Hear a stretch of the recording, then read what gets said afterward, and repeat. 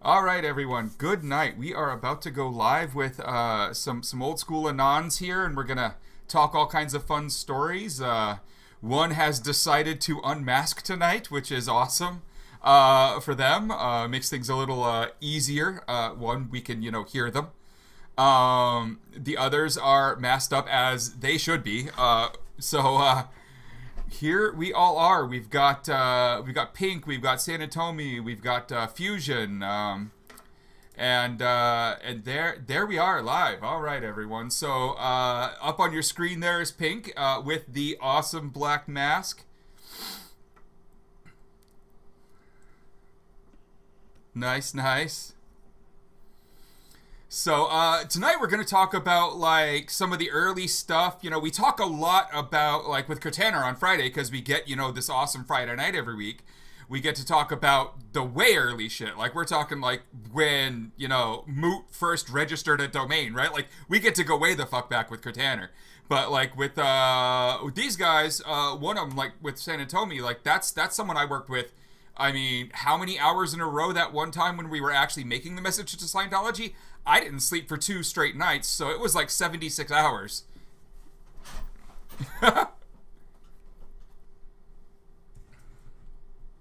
Tops doing all the beginning of the Chanology stuff. So the way video is going to work, since I don't have a screen that can hold all of us, is they're just going to come live as they're talking. And I fixed the audio, so we're good. Thanks, Kurt. So yeah, and then we've got Fusion, and we've got no one else is talking but me. So if anyone else wants to say anything, just so they can hear you guys. Yeah, here's a mic check. Also, Cox. Yeah, exactly. So there you go. You guys heard that, right? I like turtles. All right, chat. Hey, Come on, I'm Fusion. tell me you heard that. More of a Mudkips fan myself. There you go. All right, yeah, chat got you. All right, so we're gonna talk about some of the early stuff. We're gonna talk about kind of it's in phases, right? There's the early phase. Cortana, me and Sanatomi kind of show up. We do the Chanology kind of phase of things, which leads us into the streets basically, and all these other big things. We end up with kind of a real big third wave happens around the Op Payback, Op NSA, all these other ops around that time period, and that's when people like Pink and like Fusion show up and kind of carry the torch at that point, when a lot of us have so many years into it that we're kind of trying to figure out how to pay rent again because we spent way too much time on this shit. So it was awesome having that third wave show up. Let me tell you, that was a big relief. So we're gonna talk about all this fun shit tonight. So I'm sure we've got a lot of other old schoolers in the chat here watching. I can see some of the names going by. People I remember. IRC doesn't believe it's actually our Fusion. That's our Fusion. Just to give you all a heads up. That is. Does no one believe that Fusion would actually come on a show? Right? Yeah, right. Fusion, it's really me. What can you I'm say? choking, apparently. Yeah, that is Fusion choking to death live on TV. I think that was Fusion telling IRC that it is indeed Fusion. Yeah, I know the look of that. Type in the channel. So we're all here. Thanks for the subs and the follows and all the other fun stuff already, and the cheers. Yeah.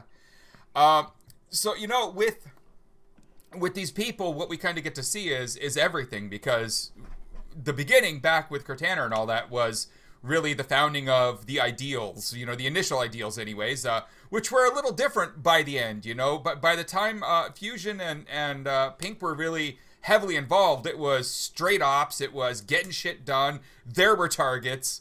Back in the early days, there were targets, but a lot of the time the targets kind of stood up and identified themselves by being jackasses, or they were other Anons who, deserved it, right? Like it was, and I say deserved it, in air quotes, who knows, right? But it got more to the point where it was very activisty. And there's a neat progression there, I think, of how that all went down. I think so too. It was, I was a couple of years late to the game for the OG stuff.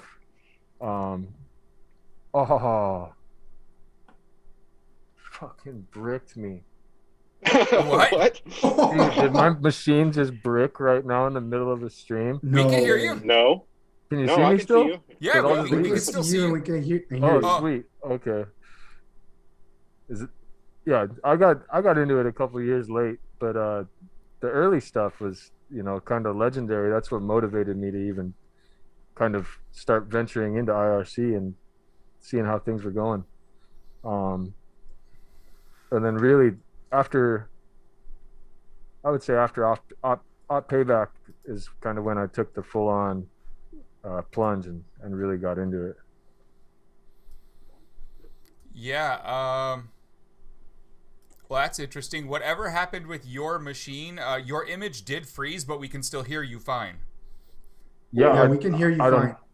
I have But it no idea. also messed up the video chat that we're in because it locked on one image of one of the three of you, as you can see if you have the stream up. Fusion, can you just say anything? Anything. There you go. See, now it's locked on Fusion. Okay, so it was just very weird from that. So yeah, your computer went nuts. Well, if you need to disconnect and reconnect, you can. You have the link. Tight. I'll just ride it out. Does it switch over to my my frozen screen if I talk? Nope. It literally it went all kinds of weird with you. Fuck my life. All right, I'll be back in 5 minutes. Well, That is weird. I wasn't around as far as the operations go for the early stuff with Scientology, but that video we're all very familiar with is what lit a fire under my ass. And I showed it to everyone I possibly could. And I felt this like sense of, of community, of like right and wrong. Like, yeah, seriously, fuck those guys. And like the fact that it, organically grew into a place where we were like, yeah, fuck those guys. We need to go out on the street. And like, even if like 6 like sweaty nerds show up, it's still fucking worth it because of the various crimes we had listed basically on, various web pages as far as what the church was doing. Just to kind of add on to what Pink was saying. So what we'll do now is we're gonna show the video while we've got this little lull here. The video we're all talking about is the Message to Scientology video, which 2 of us on this call actually worked on. So here comes the video. Anonymous. Over the years, we have been watching you. Your campaigns of misinformation, your suppression of dissent, your litigious nature, all of these things have caught our eye. With the leakage of your latest propaganda video into mainstream circulation, the extent of your malign influence over those who have come to trust you as leaders has been made clear to us. Anonymous has therefore decided that your organization should be destroyed. For the good of your followers, for the good of mankind and for our own enjoyment, we shall proceed to expel you from the internet and systematically dismantle the Church of Scientology in its present form. We recognize you as serious opponents, and do not expect our campaign to be completed in a short time frame. However, you will not prevail forever against the angry masses of the body politic. Your choice of methods, your hypocrisy and the general artlessness of your organization have sounded its death knell. You have nowhere to hide. Because we are everywhere. You will find no recourse in attack. Because for each of us that falls, 10 more will take his place. We are cognizant of the many who may decry our methods as parallel to those of the Church of Scientology. Those who espouse the obvious truth that your organization will use the actions of Anonymous as an example of the persecution of which you have for so long warned your followers. This is acceptable to Anonymous. In fact, it is encouraged. We are your SPs. Over time, as we begin to merge our pulse with that of your church, the suppression of your followers will become increasingly difficult to maintain. Believers will become aware that salvation needn't come at the expense of their livelihood. They will become aware that the stress and the frustration that they feel is not due to us, but a source much closer to them. Yes, we are SPs, but the sum of suppression we could ever muster is eclipsed by that of your own RTC. Knowledge is free. We are Anonymous. We are Legion. We do not forgive. We do not forget. Expect us.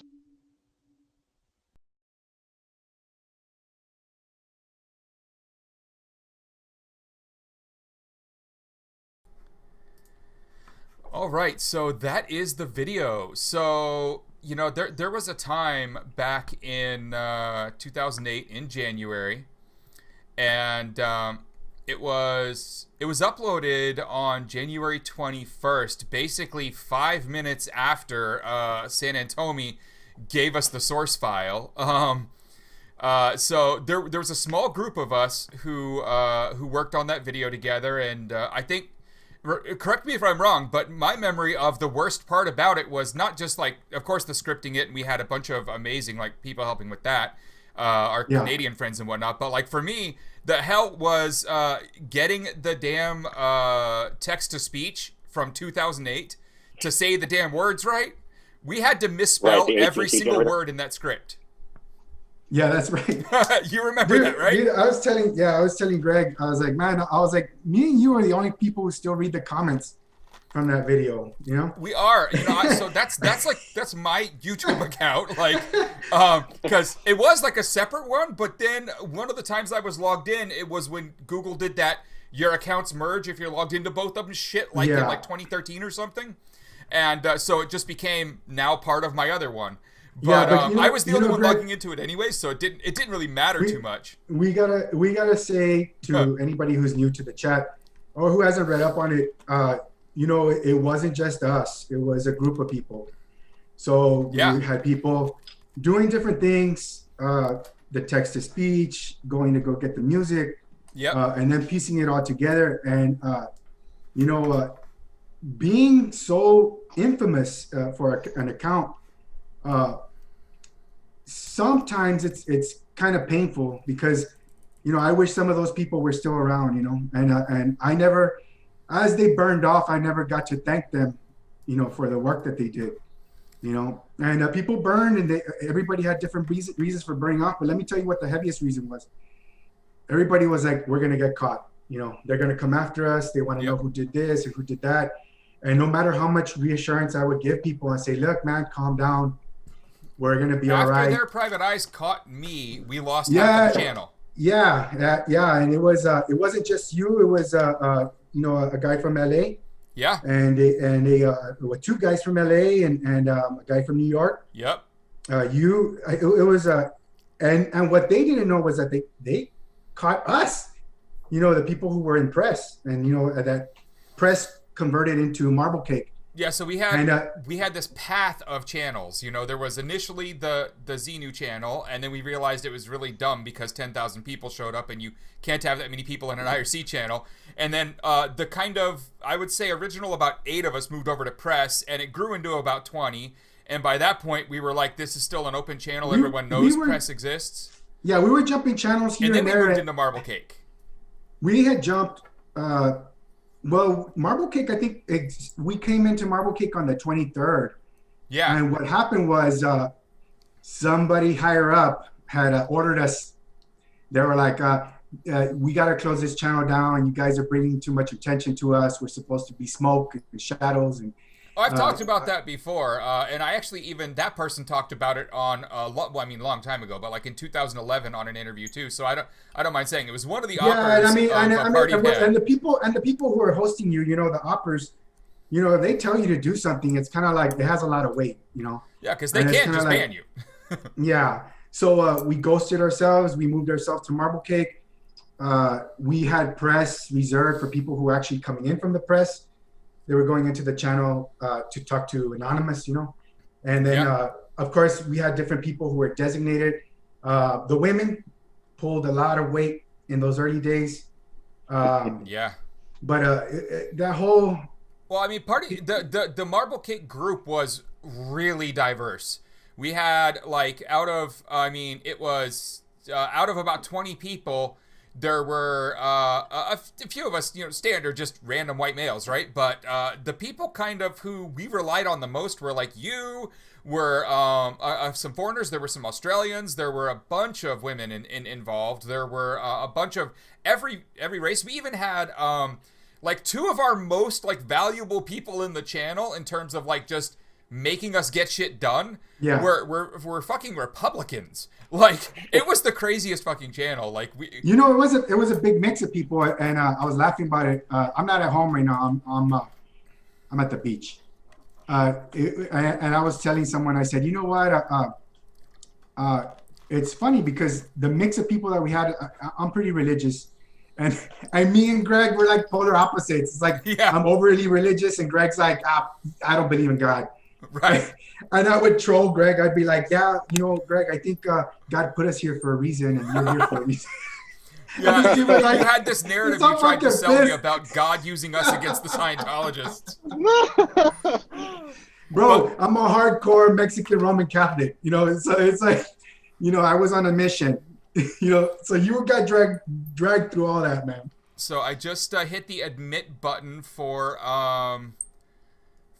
Pink to come back. I think it'll take Pink saying something. So let's see here. Let's come over here. I admitted you. Just letting Pink know. I think he tried turning it off and on again. See you though. Okay, try again. All right. So, anyways, I've got a little funny thing for the chat here, which you're gonna probably want to look at too, San Antonio. Yep. So this link right here, it actually still exists, and the file is still there. When we were building the Message to Scientology video, there were two really important things. One was that it was against Scientology and they were litigious as fuck. And two was all of our content in our videos had to be so public domain and so open to the world that like there was no way they could find anyone that they could claim had any like ownership or control of this shit in any way. And so we went hunting for shit that was public domain. So the video background came off of archive.org, but the audio is this file right here. When you hear it, you'll hear it's a much different speed and a different tone. We played with it a little, but that's the actual link where we found the music for the background, and that's the actual file. Like, we downloaded it from that same link back in 2008. the same file. Let me tell you something about that. That one's exactly stretched out exactly 50%. Yeah.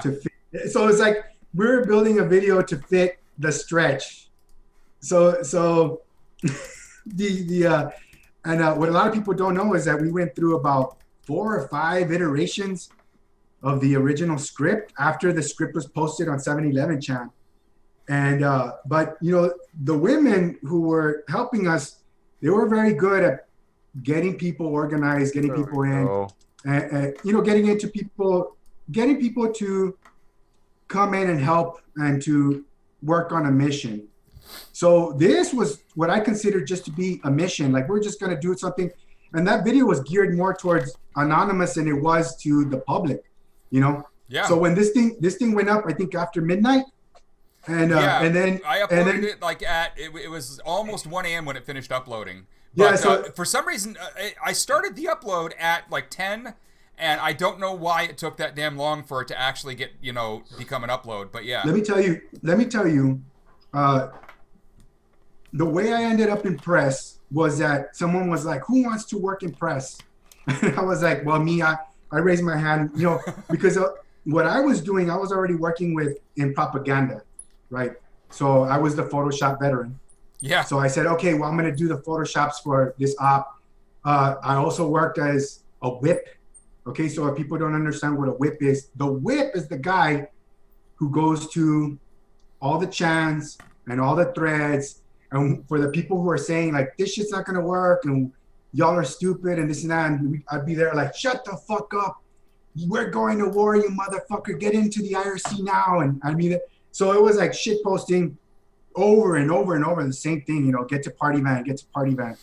And so I was working on building up this hype on the chants. That was like days and days because it took a while to get people there. I mean, on 4chan, we were lucky because we had one of the janitors keeping our threads a little cleaner than they might have been and keeping them up. You know what? That's one of the secrets, too, of Marblecake was that, we had people didn't know the group we had put together. We had 2 guys from Ed helping us. Yeah, so we had it was 2 like, Ed people making sure that everything looked nice and pretty for us. By the time that I started learning about Ed is Encyclopedia Dramatic. Because remember, if you remember everything, we were just working, right? Like it was a working cell. You were there to work. And later on, as time goes on, the days go by, you start to learn people's backgrounds and who they are and what they are. And Gregg's right. It was a mix of all sorts of people and all sorts of different skill sets, not including like the video team. There were people who were genuine old school hackers. You know, I'll give one away. It's safe to say that, you know, we had a guy from Global Hell there. Yeah. And when I found out, I mean, these guys, you know, it's guys you hear about in the news, and you're like, holy smokes, you know. we had a lot of fun people. Yeah. So it's like you got a lot of dudes in there throwing in their 2 cents. So it was a good mix, and we had a good crowd, and that's why, you know, much to Gregg's dismay, I always see it as like divine providence, you know, like what brought these people together right. to complete this job. And of course, well, the video was the mission, but then all of a sudden it turned into something else, right? You were like, after the first video, we're like, well, yeah, the next few days were us dealing with the fact that IRC had 10,000 people on it all of a sudden. Well, you know what? I don't remember it correctly, but I know that we had reached maybe about 1 million hits in like 2 days. Yeah. And 1 million hits back in that time, 1 million hits was like a genuine viral hit. Yeah, it was insanity. Now it's like you go watch Minecraft videos and Dream is like speed running, and it's like he gets 1 million hits like nothing, you know. But back then, I mean, shit, it was like the biggest thing to get 1 million hits, and like everybody was talking about it, you know, and everybody wanted to come in, and all the press was like, who are these guys, you know? But that's when some of us decided that we were going to shift gears, and that, well, what are we going to do with all these people, you know? So that's why the focus of the second video was let's get to the streets. Let's go. Yeah. What was it? A call to arms? Call to arms. Yeah. So the call to arms, what people don't see is there's people writing, everybody's chipping in their 2 cents to what the script's going to be. Everybody touched it. You know, everybody had a little thing to it. And I know Cortana would like to hear this, but I was the one bitching and griping, you know, like, because they were already going to be like, Anonymous is not a group of hackers. And I was like, what the fuck is wrong with you? Right. You know, because myself... That was the 2 Australians screaming that we didn't want to say we were hackers.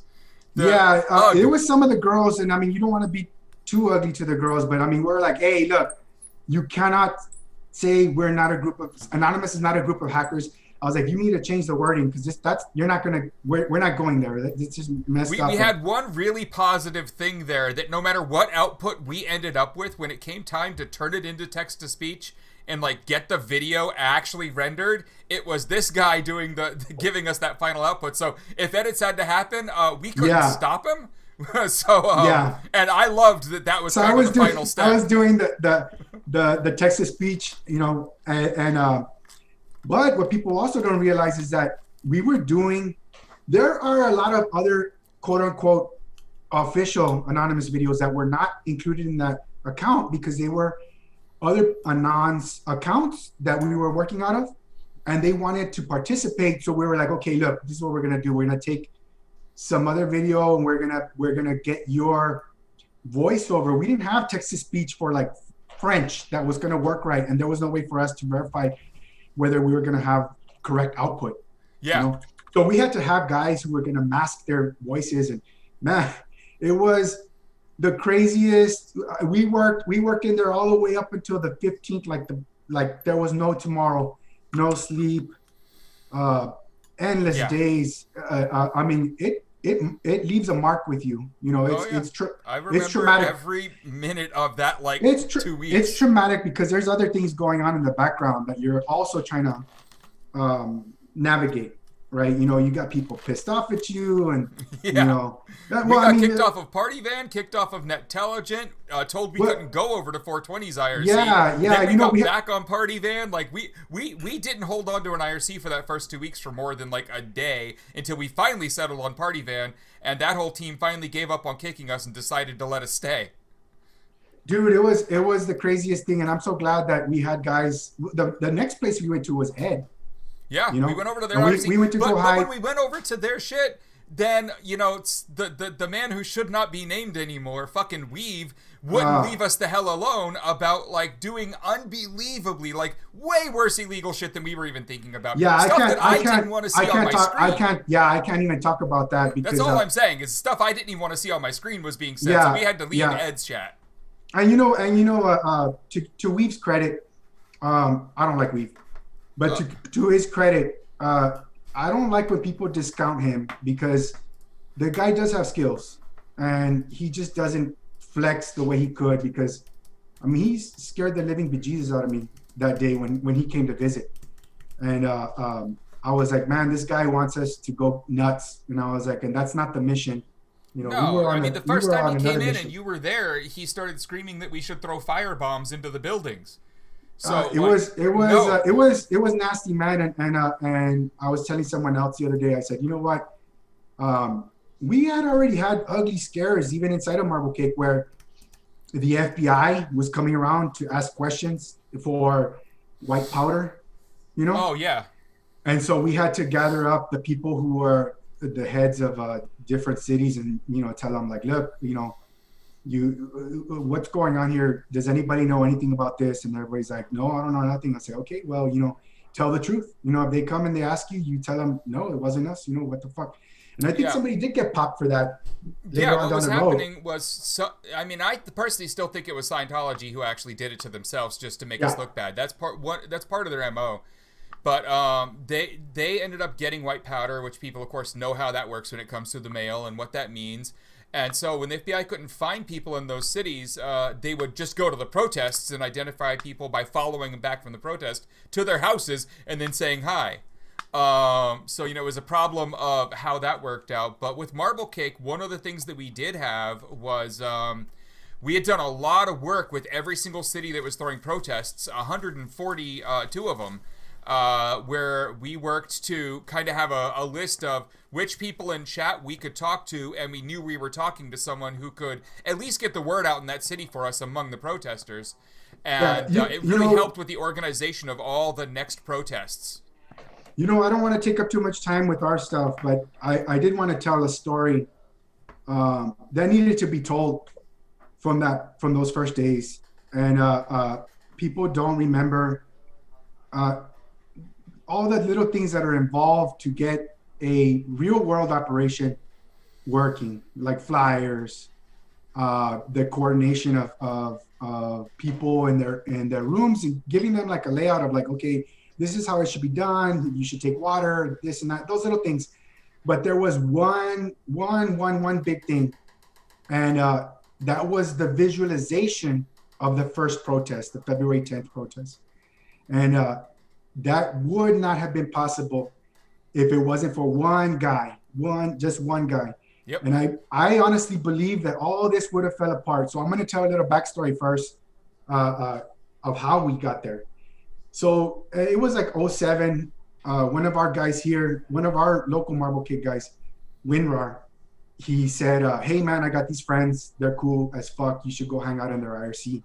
And the IRC was Wetfish. Right. So I didn't know who these guys were. Right. And I mean, Winrar himself at that time, they were young, they were kids. And of course, everybody in Wetfish was kids. And when we had that first big net split in Party Van IRC, I think it was the time that the lasers were fired. I wake up and I couldn't connect. So I'm thinking, oh shit, like we're popped. We're popped. We're busted. The feds got us, you know, start fucking burning hard drives. Well, I didn't have no place to go. I said, well, I mean, shit, I don't have no other place on this IRC client to go. So I went to Wetfish, right? So here I am running to their room. It's like a single room in that Wetfish. I ran into Wetfish and I'm like, it's like running into like a bar where like you bust into the door and like everybody at the bar like turns around with beers, right? They're like, well, who the fuck is this guy? Like, what is going on? And they're like, well, you know, can I help you with something? And I'm like, yeah, I'm like, you know, I was on this place and I'm like being real vague about what the fuck I'm talking about. And I'm like, yeah, and I can't find it anymore. And, you know, I don't know where to go. So I came here was it cool if I hang out with you guys? And they're like, yeah, sure, you're welcome to stay. So the chat goes back to normal.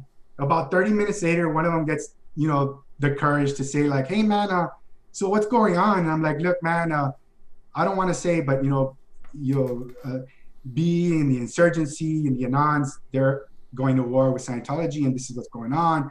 And their IRC party van's IRC went down. So they actually helped me get back to party van, because I would have tapped out right there. I'm like, I'm scared shitless. I'm like, I don't know what the fuck's going on. Right.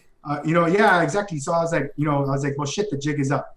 That was the moment, by the way, that I went over to Kurt Tanner and said, can we move over to 420 Chan, and was told... I didn't know that. Told that not only could I fuck off, but that, Kurt will correct me on this one, I think, but basically the way I took it was, by simply asking, I had started war. That was the response I got. Yeah, yeah. So here I am alone in this room, in this bar with these guys. It's their own private club, bro. They're their own crew. And so they get me back there, man.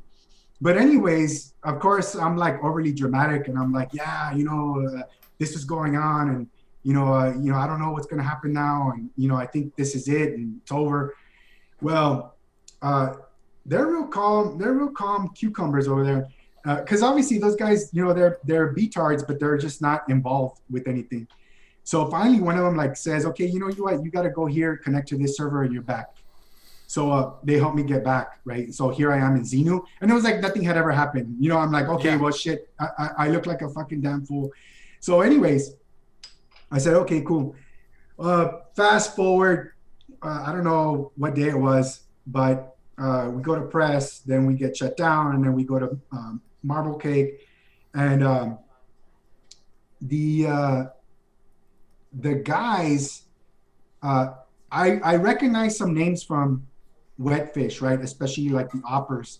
And there was this guy there named Rich, and I'm whipping like in the Xenu channel. I'm saying some shit, right? And I see this guy there. I think I don't know if it was Xenu or if it was press, but I see this dude, this kid, and he's like, hey, I built something. And I was like, dude, what are you doing here? He's like, well, what are you doing here? I was like, I work here, bro. Like, what do you need? What's going on? And he's like, man, he goes, I built this site, and I think you should see it, right? So I said, okay, well, let me check it out, bro. It blew my mind. I grabbed this guy. I said, we're going somewhere, and I brought him into Marblecake. I moved everybody aside. I said, look, this is it. We're building flyers and stuff, and I said, this is what we need. Well, what Rich had built was, I don't know if it was like wetfish.com/harbo or harbo.wetfish, but what that was he was accessing the Google API so that people could log into that site and that they could sign themselves up for the protests per city, like that they were gonna like go in. And it was the most amazing tool, because without that tool, it's very commonplace now, right? Like you say, well, you can organize yourself at Facebook and all other social medias. It's very easy to do all that shit now.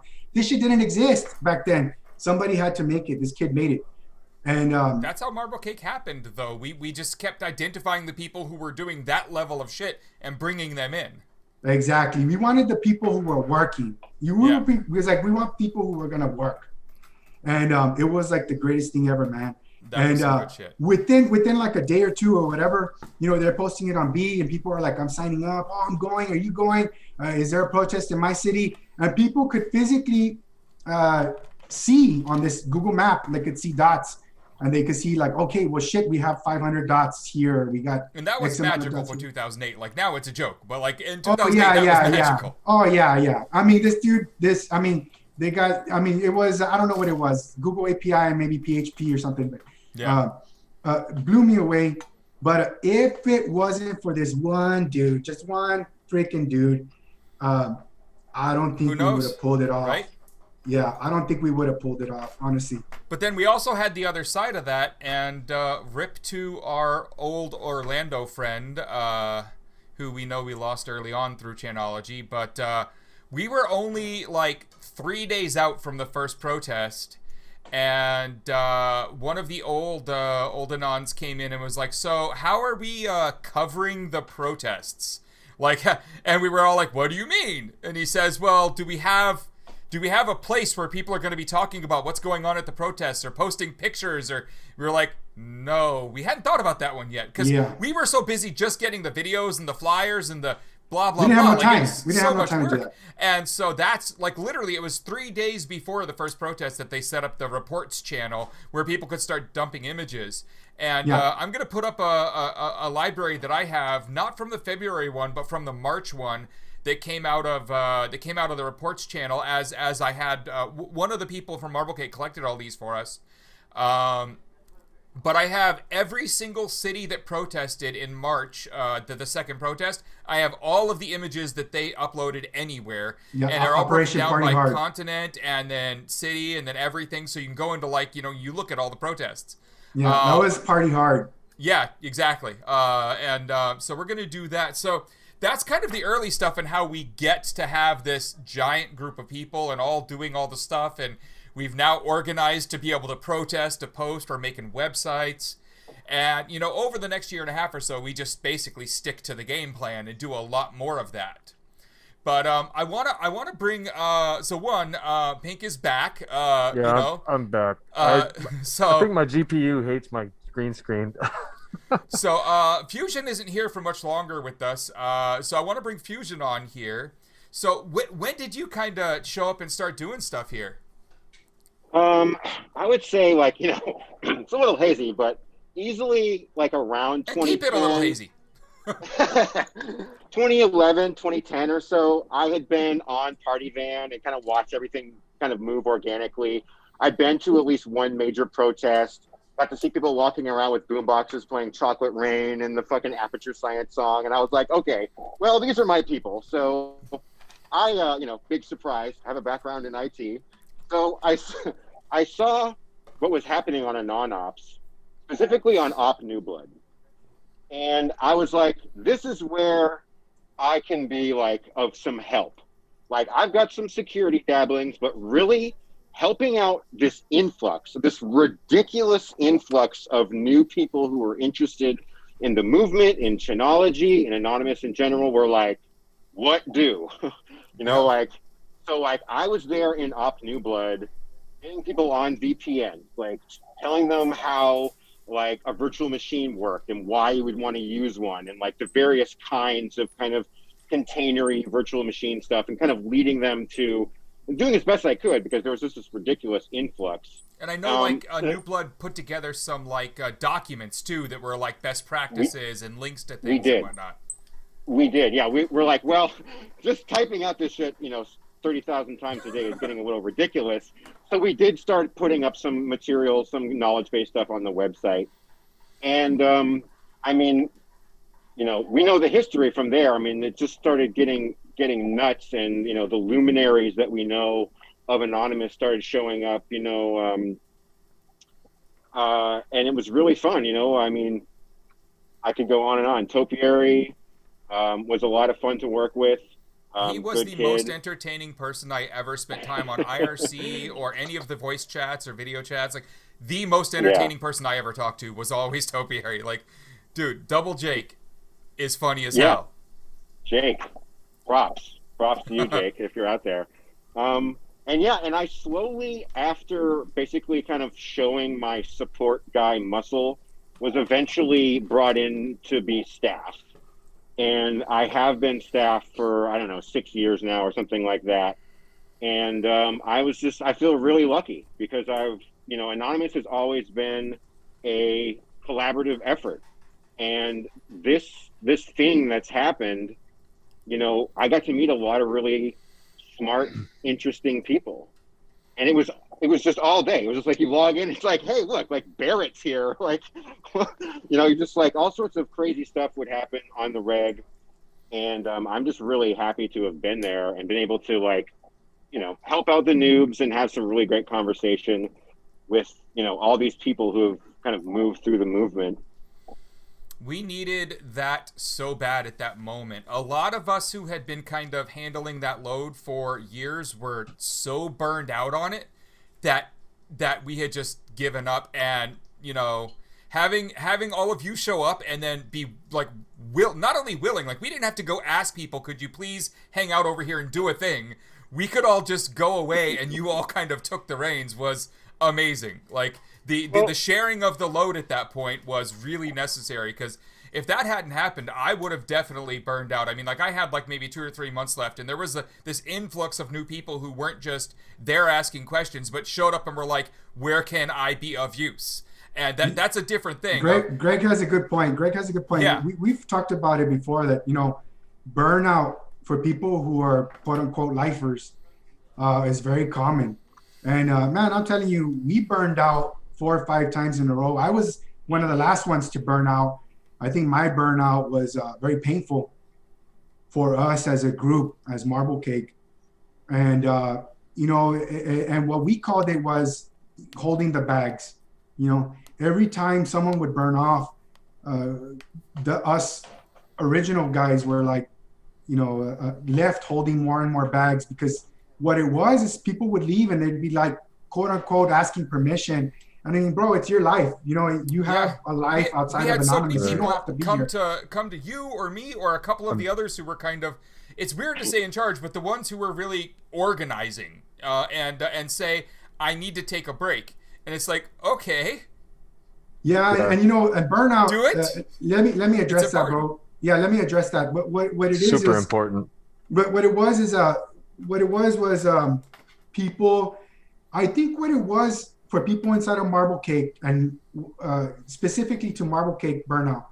Now, mind you, I can only tell you things from my perspective, but we come from a cell that was a very heavy work cell. Like, this was work. This was not, we weren't there to fucking dick around. We knew that we had to put in the real work to get these, other people launched. on the channel would keep you moving. If your hands weren't doing something literally that was going to produce if they saw you talk for 5 minutes straight, they were asking why you weren't on task. Like, we had like this little group of like oh my God, it was crazy. We would have meetings. We finally broke, after the first month, we broke up into 3 meetings a week, and we would get assignments. We would assign ourselves assignments. We would all split up the work, and you were expected to produce. You were expected to, you know, make it happen, you know, because these things didn't just happen on their own. People thought these ops were just like coming out of thin air, but they weren't. Even the ops that people said, well, Marblecake has nothing to do with this, you know, it was all us. I was like, no, we were there in the background, you know. Half of the memes that they had, or some of the videos that they uploaded, were all actually. And I don't mind. I don't mind because I mean that's our job. If you're in Anonymous, it's like this is your service to the Legion. Like, you say, okay, I know this goes for it's for everyone. It's not for me, and it's very hard because me and Gregg, we come from like an old hacker culture, and in old hacker culture, it was all about your ego and bravado, and we had to let a lot of that shit go, you know, to make this happen. Weird. Yeah, so burnout, people were like, when specifically to like Marblecake burnout, people would say, you know, I don't think I could do this anymore, and I'm quitting. But I think the comfort from them was knowing that we were gonna stay behind the original core. There was a group of us who weren't going away. Yeah, exactly. We knew what the mission was, and I would talk to the guys and I would tell them, I mean, because imagine, not only are you working, but you're being hunted at the same time. And we're jumping from server to server, and you have a pack of wolves looking for you, and you still have to work.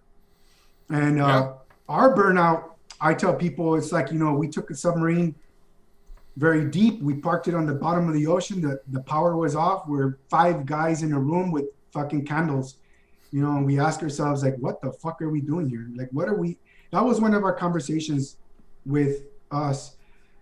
And I had told the guys, I said, you know, man, it's bigger than us. Yeah. I go, and what we're doing here is not about now.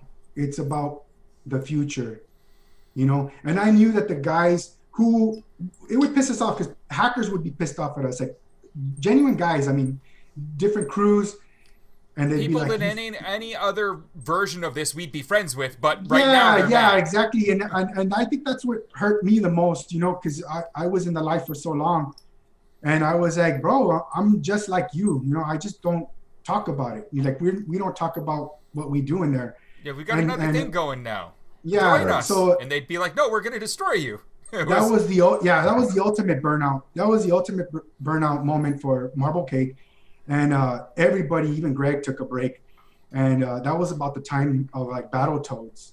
Yeah. Right? So I went to go help with Battletoads, and I calmed everybody down. I said, look, just chill out. I'll go work. Y'all don't have to do nothing. I was like, and I'm gonna find new guys. I'm gonna recruit new guys. I'm gonna bring in new blood. Yep. To help us on an op. And that's why I think it's so great that op new blood came later on. And I love the documents, you know, kind of like guiding people through the system. But burnout's gonna happen, man. And you know, it's hard to find a balance too, you know, like there's got to be a balance somewhere, because most of us that do this shit, we have day jobs, and you know, some of us have families. You know, ask me why I'm wearing a mask. Yeah, still family. To this day, you know, I'm not so much concerned about myself, but I got a family to protect. Right. And you know, trying to balance the work life and still maintain a commitment, something that I feel is an obligation to something that I believe so deeply in. To, you know, I've burnt out quite a few times. You can ask anybody. You know, I've gone dark 3 or 4 times over the years, and eventually it's going to happen. You know, it's when you put so much of yourself into things, and with no expectations of anything in return, eventually you will burn out. And I'm glad you guys talked about it, because that's a real thing. You've got to also come to terms with yourself, because at a point, burnout also is a hit to your pride. Like, there's something wrong, and I should be able to fight through this, but I'm obviously not sitting at my keyboard typing anything. I'm in another room of the house, and I don't want to go over to the keyboard. Right. Something's wrong, and at that point, you're feeling like less. Yeah, almost like imposter syndrome, you know. Yeah. Like imposter syndrome is a thing too that I have imposter syndrome so strong. It's happens in IT a lot. Yeah, I dealt with it a lot too. Yeah, bro, I'm the same way. You know, I'm from the fucking streets, you know, and I landed there. You know, it's been a wonderful adventure, but I chose it. You know, and myself and Gregg, we went months and months and months with no breaks. No breaks. Oh my God. It was ridiculous, you know, and it's painful to I guess oneself, because you take pride in your work, and you're like, you get kudos for like what you're doing. People are like, we love your work, but we hate your ass, you know. Yeah. So oh God, that was the worst of it. We got a lot of thanks for the content, but also go away, and it's just like you can't have both. No, so I want to talk to Fusion for a couple minutes here, because Fusion is about to run away on us. So you know, obviously before we go, everyone else has had, you know, stories, and we got stuff to talk about. Do you have any like specific moment that you remember like really fondly, or that you want to talk about? Oh geez, I mean, like things that come to mind, you know, are like the whole Sony debacle when we got to kind of watch their whole network kind of light up in flames. Yeah, it was fun. And they deserved it. They really, really did. And when like Fuck FBI Friday showed up, that was also really interesting. You know, on everywhere, pretty much everywhere. But really, it's been the journey. You know, it's been meeting all these people, and just every day having some new shit thrown at you that you have to deal with. So yeah, I mean, those two things are like jumping out at me right now. Yeah, my best friends I have in the world all came through, you know, this whole world that we're in, and I have people in states that when I go to visit, I make sure that if I'm going to that state, I'm gonna hang out with them. You know, I love it. Well, I mean, so yeah, I do have to run. Definitely, like you're gonna come back. Big props. Yeah. Love you, homie. You guys just give me the word and I'll come back. Monday nights are just, I have this very narrow thing, but like, you know, thanks to everybody else who's not here right now, who has helped out 100. on IRC specifically, 100%. and the ones who have fallen, you know, like Owen, Like Rip Owen, like loved him to death. He was Owen. there for me whenever I needed a shoulder to cry on, whenever, something fucked up in my life happened, and like he was fine talking to me about it. So props to the community. Greg, Pink, everybody. I love you guys. I really appreciate the invitation here, and I will definitely be back. Awesome. Love you too, homie. Love you Have a good too. night And out there. I love Owen Right. just as dearly as well. It's hard to one of the other things that happened in this community is we don't dox each other, right? Like I have a firm set rule that I will not dox another hacker, or I will not dox an anon. And so I actually did not understand who Owen was until Owen was multiple people, and a lot of Right. people never put those names together. so I knew him as a little red puppet, that, Yep. that was Well, that was, that all became public during all the aftermath of everything, so it's not the worst thing to say it now, but anyone who said it while Owen was still with us was an asshole. right. No, I understand that. No, but he, I don't know if I should even say. I'm not going to say his nick. I kind of want to, but I'm not going to. It's in the but- chat. Someone already did. Oh, okay. That Elmo was like, he was a mentor to me, and kind of just said, if Elmo was a dragon, he just kind of said, here's my wing. Come here, pay attention and learn some fucking shit. And I did, and Elmo had just, for me, had just gone dark, and I was always curious about him, and I just asked about him in chat one night, and everybody was like, dude, you don't know? Yeah. And I was like, no. And they told me, and I literally couldn't see my keyboard through how much I was crying. Yeah, we all felt so that one. Yeah. So rest in peace to Owen and to Elmo, because I love him dearly. And We to had all an the fallen interesting Anons. relationship. We publicly he had to be mad at me on all kinds of fronts, and privately we would just message like we were old war buddies almost, Yeah, like we had been through the fire. I'm pretty sure he banned like a /16 for me. Yeah. Oh, yeah. He was quick with the ban hammer. He was like old school 4chan snacks. Just Right. you said one wrong word, you're banned for life. And everyone who Yeah. lives within a 10-block area of you in that city is banned. And then once he kind of started seeing my work ethic, then things changed a little bit, and he was more defensive of me when people would try and fuck around than when then just straight dropping /16 bans on people. Right. So you showed up in kind of that third wave as well, like same as sort of Fusion there, right? Correct. Yeah, the first time I really got involved was for Payback, and that wasn't even so much online. I did join up on a couple different IRC chats, but for me, my first real action was street action. Paper storming, protesting.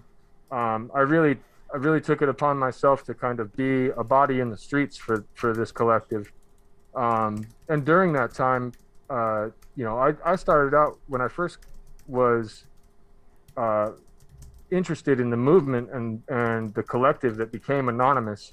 I was working construction, and I'd been messing with computers. Built my own computers and hacked some video games, and just kind of messing around. But I didn't really get real dedicated to it until after. Operation Payback, and then I that was kind of what focused my energy more into learning the craft, and really pouring a lot of energy and time into studying myself. I also went I was going to school for networking, so I did have kind of a foundation of knowledge that I was able to put to good use towards other aspects of the ops. Yep. Once my earlier kind of involvement between Payback and some protests and even Occupy, where I was living at the time, I was heavily involved in Occupy as well. The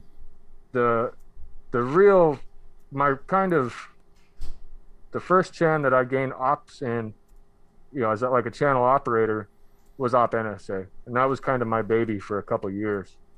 And I made, like you said earlier, you know, I made really genuine friendships through that operation, and through our communications in IRC, our communications elsewhere, Yep. and towards the things that we were trying to build.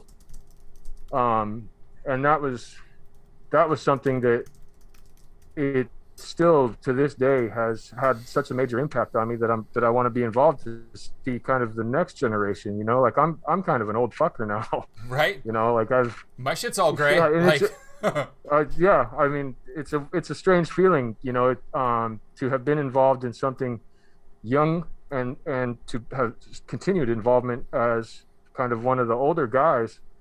And even though kind of the younger generation of Anonymous now frustrates the living fuck out of me sometimes, I still want to build upon it, because we do have a pretty rich history, and a lot of us have done a lot of work, you know, and not so much work in the sense that we don't get paid for this shit. I've lost money, and I've lost relationships. Same. And, you know, if anything, I've sacrificed more to be dedicated to this than I have gained. But truthfully, for me, the gain is not monetary or through relationships. It's just through trying to keep this action going. Agreed. 100%, man. It's yeah, you know, it's important that we remember, you know, all the people around us and what they're going through personally, because a lot of people don't necessarily have the spare time that they're giving us anyways. And, right. You know, always remembering that type of stuff helps you not honestly like force people into burnout. But in the chat, Friendly Smoker asked, I believe the question was, what was Imposter Syndrome? And all of Friendly Smoker's messages just disappeared because we have a 280 character limit, so we can actually read the things. Bot. And so the bot got you. And it used to be 140. Thanks to our current guest on the screen here, I upped it to 280. Yeah. But that bot fucked me up so many times when I first started watching Gregg's feeds. So the question about imposter syndrome, you know, it affects people in different ways, but for the most part, for me, when I feel it, it's this feeling that you don't belong doing the thing that you're doing, and you don't understand why people are letting you do it or caring that you're doing it. Like, you'll be sitting there, and, you know, the best example would be, imagine you take the microphone and it's your turn to walk up on stage, and you're following someone who was just holy shit good on stage, and you've got to say something in front of a crowd. And I don't care if it's at a protest or at, like, just some speaking event or whatever the F. On the way out to there, you're going to get this feeling that I don't belong here, that these people don't need to hear anything from me. And that feeling right there really eats at you. And if you don't fight it and you don't work hard against it, it takes over, and it's there all day, every day. So a lot of times when I've had my burnout moments, it's because imposter syndrome has just taken over. And I am unnecessary. I am not useful. I need to go away. Is what goes on up here, and it's a mental health issue. It is. And, well, yeah, it's also you have to work on it. It's caused, for me personally, especially you know, after so much involvement and dedication to just doing the things that we do, it does, when it takes hold, it almost causes serious depression and can be hard to battle with. It is hard. So, and there's some resources. I'm trying to be limited on my machine resources right now, so I don't even have a web browser up because I've bricked my shit a couple times. Good resources come up when you type it up, but yeah. Yeah, but you know, if you do look it up, and I can drop a couple links into the Discord that we can share through Twitter or something like that. But there is some helpful ways to deal with this, and it really just comes down to, you know, for me, it's remembering my core values and remembering what my personal mission and my personal obligations are, to kind of not let that negative energy take over. And I'm not saying it's easy, because it's not. I felt the same way, you know, for a long time, because I always said, you know, a guy like me, man, you know, I had always been a guy in the shadows, And well, technically, we still were guys in the shadows as Marblecake. But even inside of Marblecake, we would bring people in, and people would say, you know, that was one of the draws to Marblecake. People were like, "You want to meet the guys? You want to meet the guys behind the video?" Yeah. Right. So of course, people were like, "Well, who was it? Who was it?" And of course, you'd come in and you'd meet us, and but it was weird to get people from different cities and different ops. Gregg knows exactly what I'm talking about. For people to be thanking you to high heaven, you know, like, "You changed my life," and that video changed my life, and all this shit that they would say. And you would think to yourself, like, "Bro, I'm nobody. Like, why are you throwing all these kudos at me?" Like, you know, the one thing people don't ever believe, what I had to do. When I tell them, the one thing that people don't ever believe about that video is that the aftermath of that video is entirely accidental. Like, I mean, I don't know if you remember the conversation. As it was uploading, me, you, and I won't name Nick's, but there were 3 other people in the chat where we actually uploaded it. And because we were the ones who, while others were working on some of the flyer stuff for it, we were the ones who were making sure that the text-to-speech was actually what we liked, so we were still sitting there. We were joking about, we hope it gets like 200 views or something, you know, over the next few days, and, you know, and it doesn't get deleted off of some of the chans. And yeah, then, none of us walked into it. Yeah, none of us walked into it thinking that it was gonna blow up the way it did. Absolute zero, nobody. We just, like I said, we were making just stuff to talk to the Legion, you know, and to the insurgency and to the regular betards, and we did several other videos like that on accounts that have been nuked, that were just mission specific. They were just talking to the people, but oh my God, and it became infamous, you know, and it was scary. It was very scary, you know. It always kind of shakes out in like waves, right? There will be long lulls in activity where you can tell people are getting a little antsy, people are getting bored, and usually, at least personally, that's when I try and do more kind of lullsy shit, you know. Right. But to, you know, kind of entertain each other and just keep having a little bit of fun, because the other thing is, we can't be serious mode all the time, right? Like, there's got to be some laughter involved. But then things happen, you know, like Ferguson happened. Yeah. Op North Korea happened, and those are fucking serious things, right? Where you'll go from, you know, basically kind of the regular crew that you see day in, day out, to all of a sudden you've got 200 people in your channel, and there's a lot of things moving, you know. And that's interesting in that, you know, like, a lot of people, when they think about the waves, they'll, you know, and even there's a lot of people that when they say about, you know, they got interested in Anonymous really early, like they were OG, and they're talking about like Op HB Gary, which was like 6 years too late to be OG, you know. Right, that's not even like gatekeeping. That's just like the facts of the matter. But there's a clear timeline for sure. Yeah, with the timeline there, like, HB Gary is always my favorite one when we're talking about that stuff, because it was really died down, it was really slowed down, and everything was kind of like just barely going. And then Joseph Men puts that article out in the Financial Times, saying that good old Aaron Barr has doxed us all, and when we started the Op HB Gary channel, didn't he fucking say that he was lurking chat too? Yeah, like, he said he was in everybody? the chat, and he was one of us, and he fuck that guy. That guy was gonna fucking drop innocent people, man. Fuck that guy. Yeah. So what happened, for, you know, everyone who kind of doesn't know some of the background there, we're all sitting there, and a few of the people who we had noticed, like, kind of like how Marblecake worked, had done some pretty good work in the last few weeks, all sort of jumped into a side channel. And in that little side channel from some of the main AnonOps and some of the other IRC servers channels, they all started talking like, what are we going to do about this Aaron Barr guy?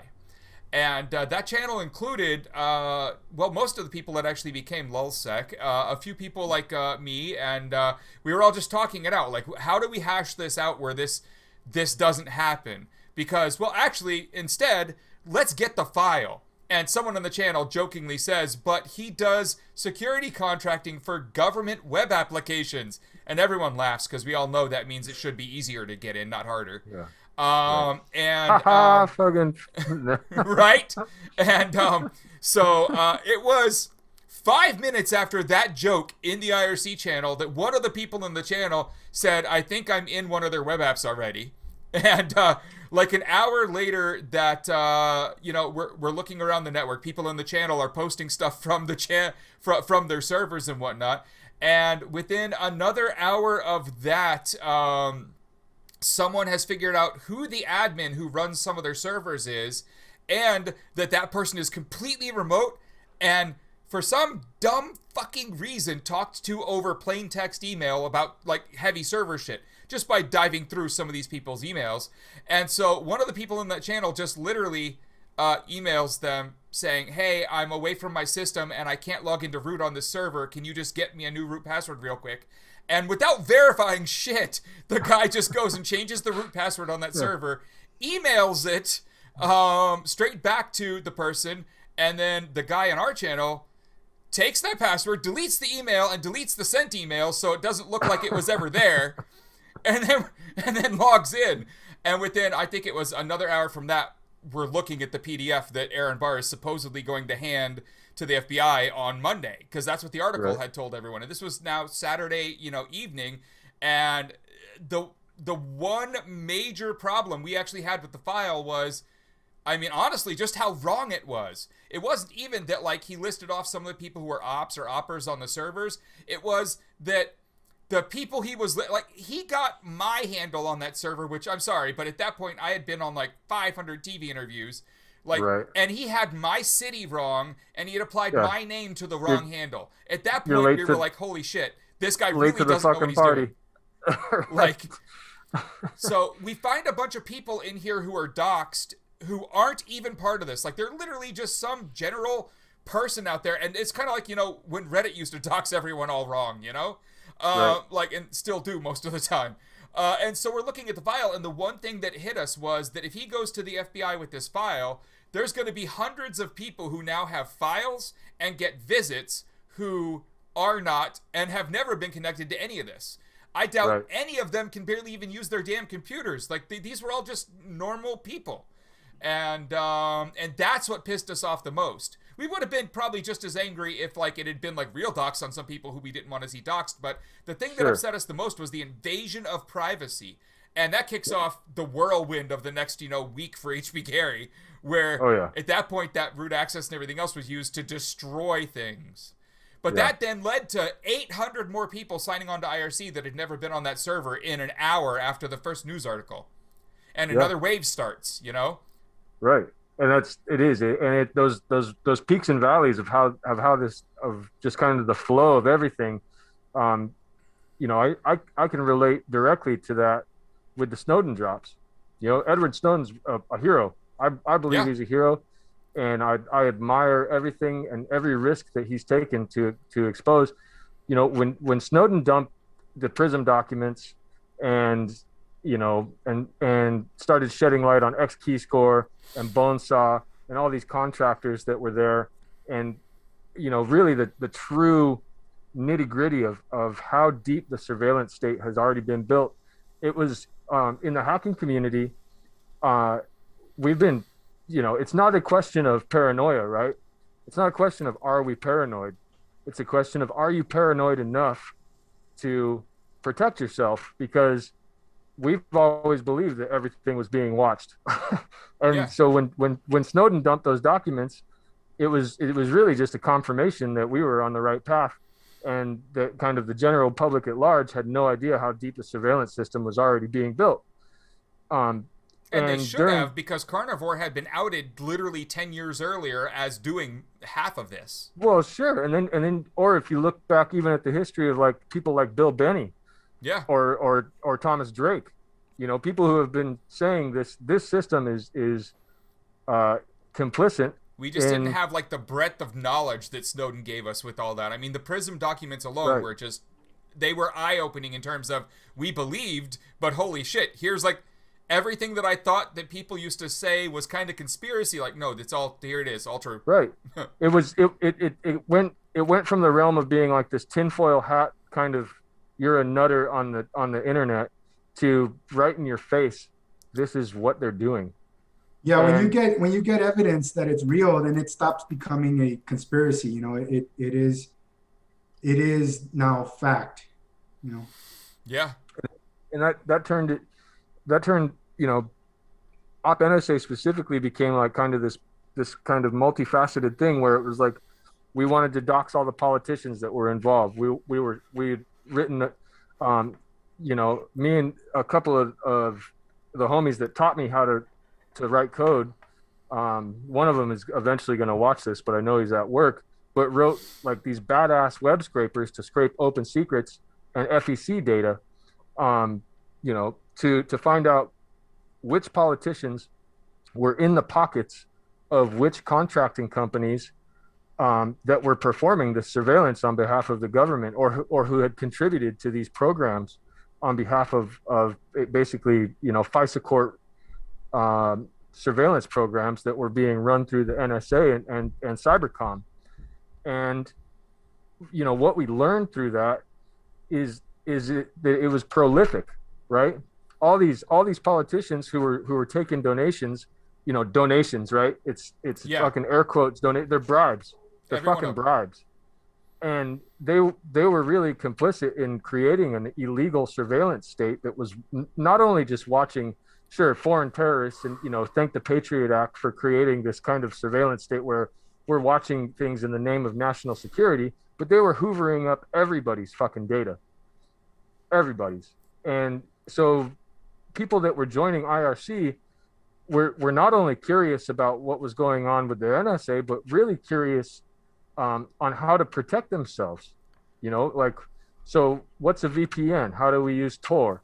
What's the dark web? What are the steps that we can take to secure our digital privacy? That's had a big impact on me in terms of how little the public actually realized or knew, you know, kind of the depth. And I'm searching for the right word to explain it, but really how far they had traveled in just monitoring everyone. Yeah, the size of the entire setup was, I mean, just huge. What they can do, the technology is just, it's amazing, and not in a good way. I mean, not you know, it's right. It's horrible what they pull off, but all of those ops were really interesting, you know, during that time period, because it was like, for the most part, those ops were almost completely new blood. Like, there was like a year long where just a ton of new people showed up getting ops like that done. And it was all kind of, you know, you went the Op HB Gary, then you went Payback, and you did, you know, just all these ops in a row that really brought in a lot of new blood. And then thanks to the people working new blood, they really were sent in the right directions to get shit done. And a lot of us who had been very organizational in the earlier years got to kind of just contribute instead of having to run shit. And that was awesome. Like, correct. Seeing it spread the load a lot was really cool, because, you know, like you had said earlier, a lot of people that show up, it's you know, you use the skill you have when you get there. You know, we're not sitting there and telling someone who's a good writer to go make a graphic. We're asking, what can you do for us? And the person's saying, well, I can write really well. Great, we need a freaking press release. Let's go, right? But at the same time, like, the organizational skills to get a group of, you know, as we jokingly like to say, a herd of cats, you know, doing anything together is, it's really tough from this weird managerial kind of an aspect of getting them in line. And I almost was happy at one point when a bunch of the logs from Marblecake leaked and showed how we were organized and how we had our 3 meetings a week, and how we assigned work to people, and how they delivered, and how we had our checkups. Like, for anyone who didn't know how all that worked, like, we would on Monday have a meeting, and on Monday night, I would paste into the channel the agenda, And it would just be like these 5 lines of what we were going to talk about tonight, the things that we needed to get done this week. And I wasn't imposing this. We had talked about it over the weekend, like what was our agenda going to be. And I had just, built up a notepad of it. And I pasted it in and say, here we go. And then we'd make the channel where only I could talk for a minute so I could get the meeting started, because otherwise no one would shut up. And, we were all Anons. No one's going to shut up for authority, right? Like, that's not a thing. And also, too, like, we were inside of Marblecake, we really pushed ourselves, There was no one guy who was, like, above the other. We were all equals. And you had, if it wasn't Gregg cracking the whip, it was me cracking the whip. Yeah. Yeah, there were days when I couldn't because of like a family thing or something, and others correct. But also too, Gregg, like you had very mission specific things. Like you had to say, hey, we had to do a press release. We're gonna write it for you, and then you were gonna mail it out because we had 5,000 emails that we had to shoot off. I had built a press release kind of laser gun, I had gotten a list. By that point, it was awesome. I had about 12,000 members of the press worldwide. I had their emails, and I had a server that had a whitelisted IP on all of the major providers. I had actually gone through a bunch of IPs till I found one that was still whitelisted from a former server, and I was using it just to pound every member of like people from like dog magazines were getting our damn press release. I did not care. You were all going to see our press release, but it led to a lot of coverage. But we would have these meetings where we would talk out, like, here are the 5 things we need to get done. And they were all very specific. It was, this week we got to do a press release because this new op is happening. Or, this media company is going to do a thing about this protest, which I think will bring an extra 10,000 people to the protest if they do it. So, let's respond to their request for some kind of a statement. It was stuff like that. But then it was also, it's been a month since anyone's uploaded a new video kind of talking about the next op. So, let's get that video done.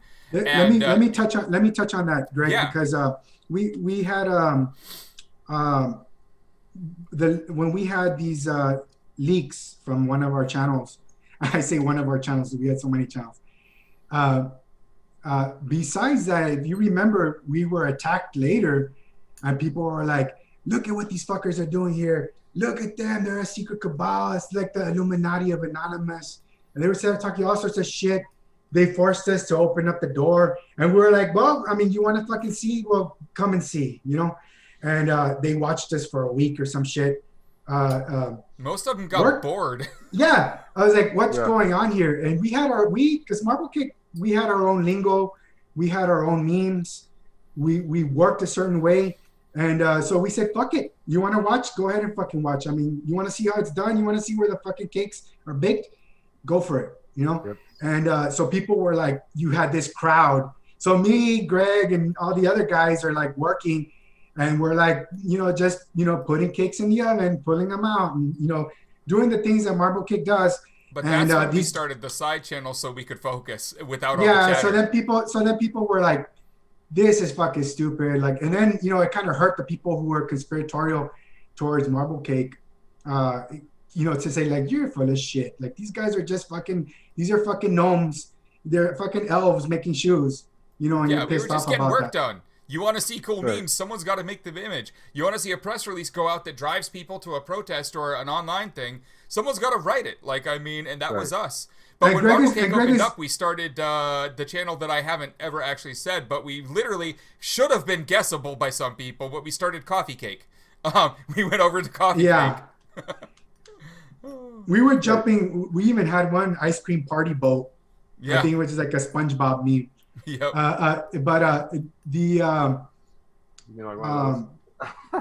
What I remember about it was people were so pissed off, and it pissed me off because I'm like, dude, where do you think this shit comes from? Like, you want to work? We'll put you to work. Like, you can do it. Like, and I wouldn't be doing what I was doing if I didn't think.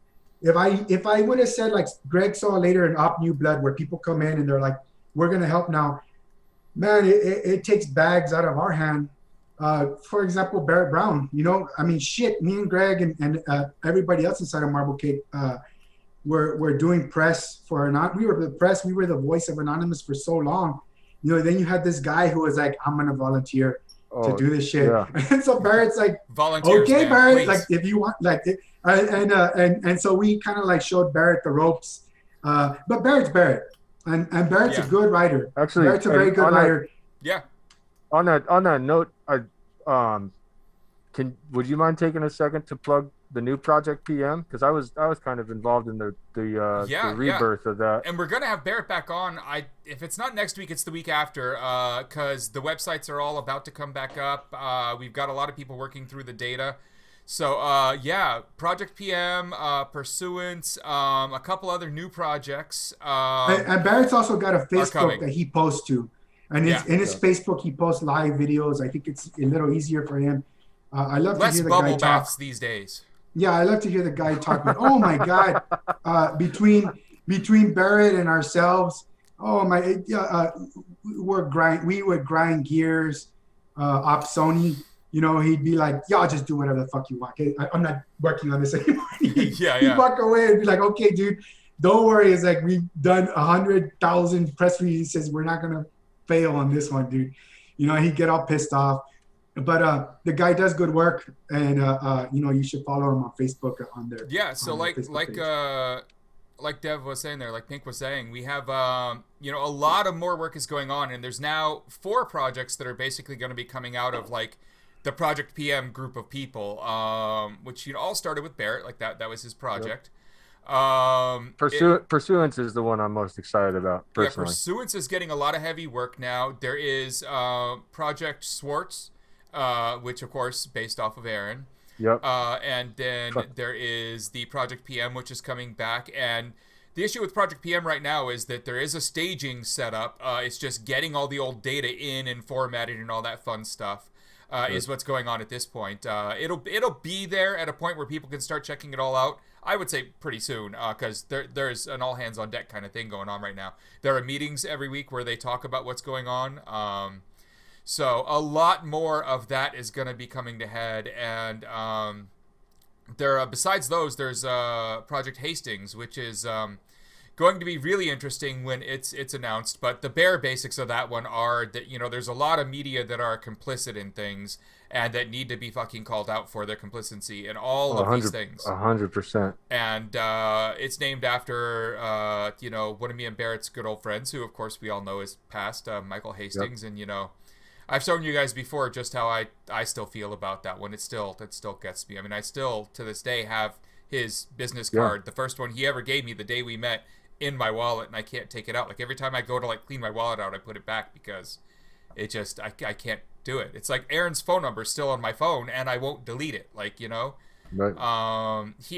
For people who don't know, I'm here in Boston. He was local. We hung out. Like, when he went, like, I spent days, like, just in my room, like, not knowing what to do about it. And I never had the opportunity to hang out or even have a conversation with him firsthand, but I looked up to him. I mean, his ideology and the revision of the Guerrilla Manifesto and everything that he contributed to on the internet was so that people could learn. The objective was to get information available to everybody so that we can learn. And that was just when I learned what happened, I was heartbroken because that was somebody who I really looked up to and who'd really motivated me to be involved and to kind of, it is risky, right? Yeah. It's risky doing this shit. But after learning what he had done, and it made me really want to kind of emulate that and be brave and and kind of take that obligation as my own, to be brave enough to help people learn and to keep spreading information that needs to be spread.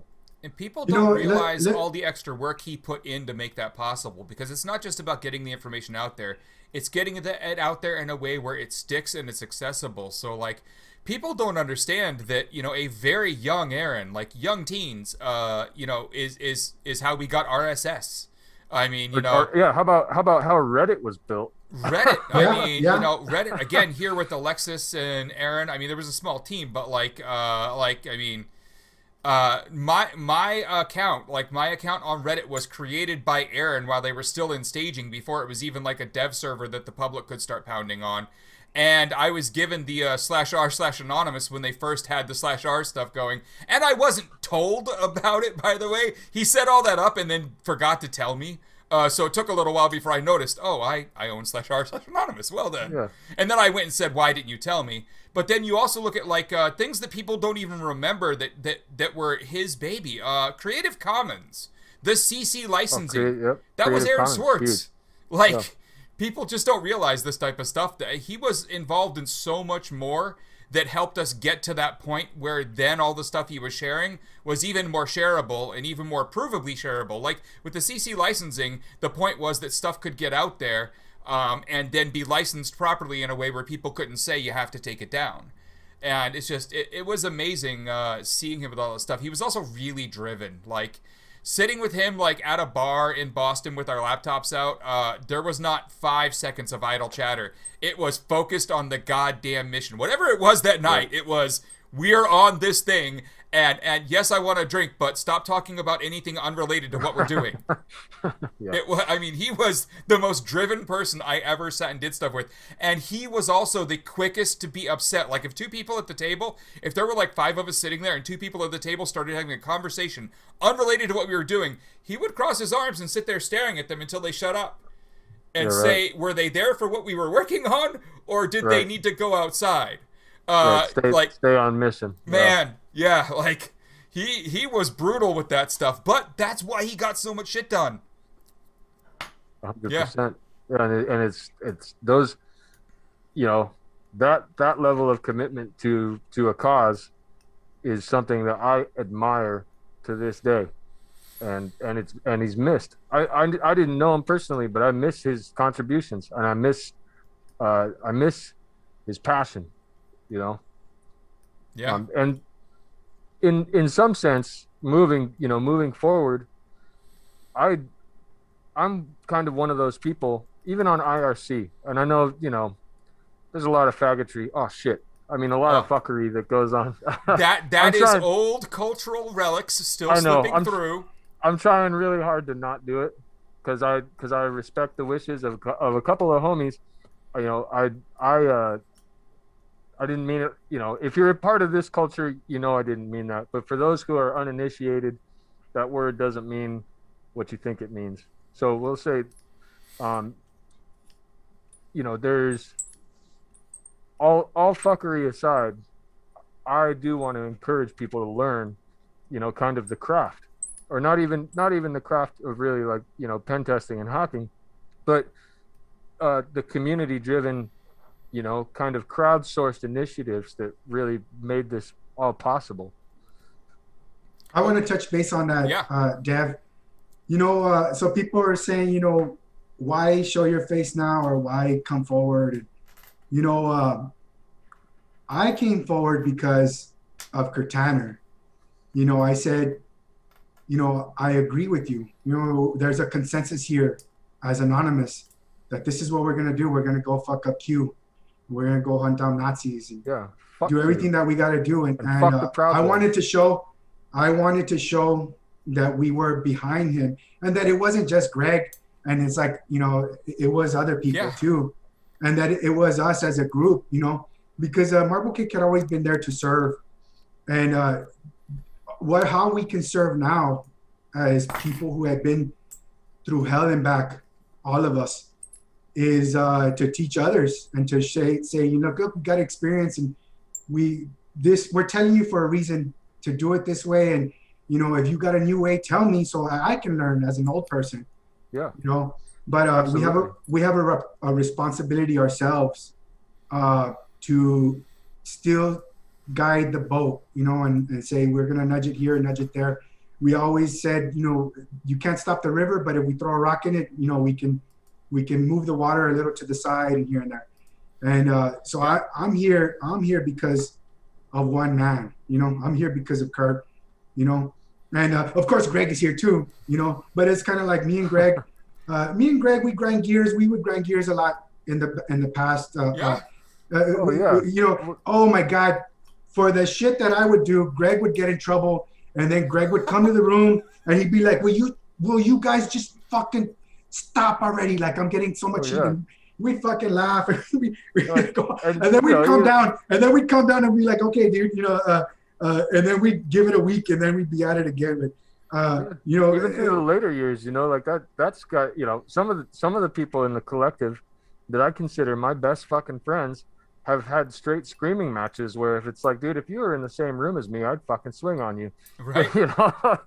But then we, then we take a breather and we calm down and everything's good to go. But, there is a lot of emotion, high emotion involved. Yeah. In this type. The activist type is a very emotional type of human being. And as we've always said, Anonymous is Anonymous's worst enemy. But you know what? Anonymous is also Anonymous's best friend. Yeah, right. Well, Anonymous has hated Anonymous in the past. But right now, I think, if we can really kind of get on the boat of fuck QAnon, because they are not a representation. Anonymous is an open brand, right? We all get that. Anybody can take that label. Really the question is, do you have a Guy Fawkes mask? Right. But the feelings that Cortana has are my same sentiments, But 100%. For me, for someone who was always in the background, hiding, with Gregg Housh of all people as my human proxy, I felt that I was like, you know what, I gotta come forward because I don't want those guys that I went through so much with to feel that they're not getting support, So it's for Kurt, and everybody else who had been with us in the past, and then of course the new blood to say you guys, we're here to help you, take the advice or not, I wish you would, it's like, it's like I got fucking banned, from all of Sabu shit because he's like, go fuck yourself, you guys are idiots, and they got rid of us anyway. Yeah, and I was like, okay, dude, we're telling you for a reason. It's like not because and well, look how he fucked everything up. And one of the things that we've talked about here is, the stages. But I want to make it clear, like Pink there, who we also are calling Dev because, like, there's a few different Nicks around. We all kind of have that in our past. But, when we say, like, there was early, there was middle, there was that third phase, we're not talking about, like, last year. Like this person's been around for nearly a decade now. A decade ago. Yeah, like... Like, we're not talking about someone who showed up last year. Like, that third wave was, depending on kind of where you want to think it started, was early 2011, really, for me. Right. Personally, I jumped into the mix in, like kind of the middle of the 2011 of what was going on then. And that was the driving force. I had seen all the Chanology stuff, but I was late to that train, right? Even though that's what motivated me to get involved, I didn't really know where to start, so I just started doing the research myself. That's personally the way I learn is by doing, right? So I just kind of started, So I just kind of started doing and started making friends and started making contacts, and then one thing leads to another, and I will never be a leader fag. That's never been my goal, but I also understand that sometimes people need direction. And when that burden has come, to me, I'm willing to take it and say, like, well, if you want to do this, then this is what we need.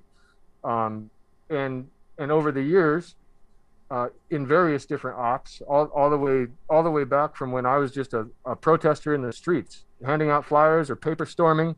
I can't tell you how many times I had a bucket of wheat paste and just went around gluing paper flyers about information that I thought would be... man, let's go. Yeah, Dev, but that's the thing though. People with us, I tell people, I was like, that's the one job I never had, right? But I was talking to somebody not long ago, a week ago, and they were like, look, man, you lead by example. I was like, that's your leadership role. You say... Completely agree. You put your foot forward, and that's why I'm proud of Kurt, and I support him. you know, and I think everyone else should, you know, go to his Patreon, and donate, you know, and donate to Greg, you know. That's the same. Again, that's let's the same throw reason. that out there. Hit that follow, hit that subscribe, donate. hit that like, whatever the motherfuckers, buttons are. everybody in this motherfucking chat right now. I swear to fucking God, look, I'm not a man of very many means, but I try and get at least 5 subs every show, even if I have to fucking purchase them myself. I don't give a fuck.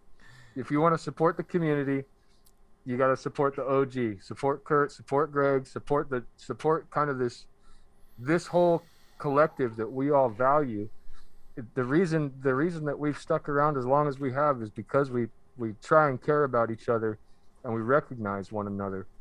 And if there is going to be a new generation of people who aren't complete fucking idiots and that want to learn things about, you know, kind of crowdsourced action and really how to be anonymous on the internet, we should help each other out by contributing. 100%. And that's what I feel. That's what I feel about too. What's going on. That's why I feel what's going on here, and you know, it's hard to be out in the front, and I've had every job possible, you know, in this, and except for one, you know. But like my sister said, she's like, you know, you guys, you know, you've done a lot of work. You know, your work is. And it shows. So we're at over an hour and a half now, and I kind of want to know, does chat have anything they want to hear about? Like, we've talked about all the, you know, fun stories, some reminiscing. Bring the questions. Like what is... I can't see chat right now, so please tell me there's at least somebody shit posting a little bit. Oh, there's been some. It's been fun. It's been fun. Let's go to the thing. Yeah, but put any questions in there. Where is the thing? There it is.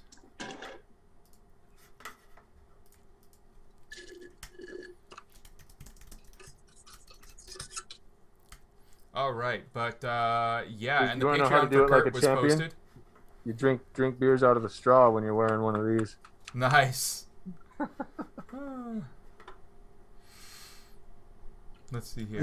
I got a Coors, and I got a this is a Jack Daniel's Blackjack Cola.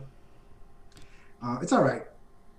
I'm drinking some Belgian wheat beer. It's pretty good. You know, but I you know, I don't do drugs. You know, yeah. Caffeine is my drug.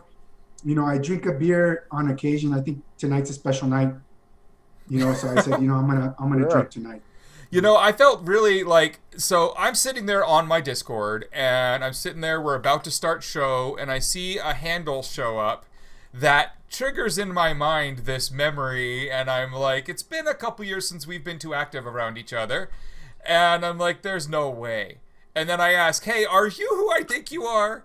And you, of course, responded with, yeah, I'm the Mexican. And let me tell you how that started. Let me tell you how that started. It was a Cortana thread on Reddit, and I caught it about 3 hours late. I was getting home, and I said, "What's going on?" I see it front page, and I'm like, "Oh my God, I can't believe this is happening." So I start reading it diligently, and I'm going through, and I see Greg talking. So Greg's like, somebody's telling Greg that, well, who the fuck are you, and why are you important? Blah blah blah. And so Greg was like, well, I was on the team that did the first anonymous videos. And so I replied to Greg with one of our Marblecake memes that only Greg and myself would know, because the meme itself is about me and Greg. And I don't know if Greg can put that up. I can grab that here in a sec. You put it up and you'll see how it works. And so later on, they were doing the live show, and I pop up. And again, then I mentioned something about Marblecake, and Greg's like, and the only people literally who talk about Marblecake are Marblecakers, you know, and people who hate us. I tell people the only people interested in our shit are people who want us dead, haters, cops, academics, right, and reporters. That's the only people who give a shit about anything that we do. And so we put a meme up. I put a meme up about us. And I mean, Gregg's like, oh my God. Well, then I pop up here. There's a clip somewhere of me popping up in chat, and Gregg's like tripping out. And then he reveals how I was involved. But yeah, I mean, it's important. I think it's important for people to show support. And it's something that, you know, I'm willing to put literally my life on the line, you know, for these guys. 100%. Yeah, because, you know, it takes a lot, you know. We're me and Gregg, we've been through hell and back, you know, and a lot of shit. We've lost. Well, a lot of shit that Gregg went through was literally my fault. A lot of pain, you know, and but you know, we've all lost, homie. Yeah, we've all exactly. lost. We've had a lot of pain. And not, you know, I know I talked about Elmo earlier, and I'll never forget him. But also Risk, you know, Risk is gone. Mm-hmm. Rest in peace to Risk. To Aaron, you know, and then there's still homies who are still clinked up, you know. Yeah, I true. mean, there are still absolutely people from this movement who are sitting in the clink right now. I have the image up for everyone to see. This is one of the internal memes from Marblecake long ago that San Antonio here sent me. I drew that, and then NST painted it. Yeah. So you know, Dash Boston, yeah, we got a lot of guys referring to me. We got a lot of guys who are locked up, and it hurts, man. Let me tell you what hurts is that, you know, Barrett was a stone throws away, and I would. It was ridiculous. 155 years or some shit. Yeah, Barrett, and that was some fucking bullshit. Yeah, Barrett was a stone throws away, and I couldn't visit him, you know, because it would break OPSEC, and it hurt. It hurt, you know. And I would tell, you know, my own father, I'd tell him, like, man, this guy's at Three Rivers, and there ain't nothing I can do about it, man. And it fucks you up, you know. It fucks you up when you got guys who go down for nothing. You know, there's one of the things that people don't think about a lot is that, you know, for a lot of the people involved in all these types of ops, when a friend does get busted, like, you can't go visit them, you can't call them and talk over those monitored phone lines. Like, the best you can do is through hopefully their jail support team, which is formed. Like, Jeremy Hammond had a great jail support team. Free Anons too, right? Free Anons, you know, and in those types of groups, you can get anonymized messages through that. Hopefully they can figure out who it is. But, you know, I hosted a proxy PO for a little while until it got too sketchy and I had to back out. But yeah, Free Anons was super tight. That was a lot of fun to be a part of, because you know, it was connecting the community with people who were paying the price, right? Yeah. You know, Kurt just said something in chat. Kurt just said something of that, JC. I feel a bit of personal guilt for every person that gets busted, but you know what, man?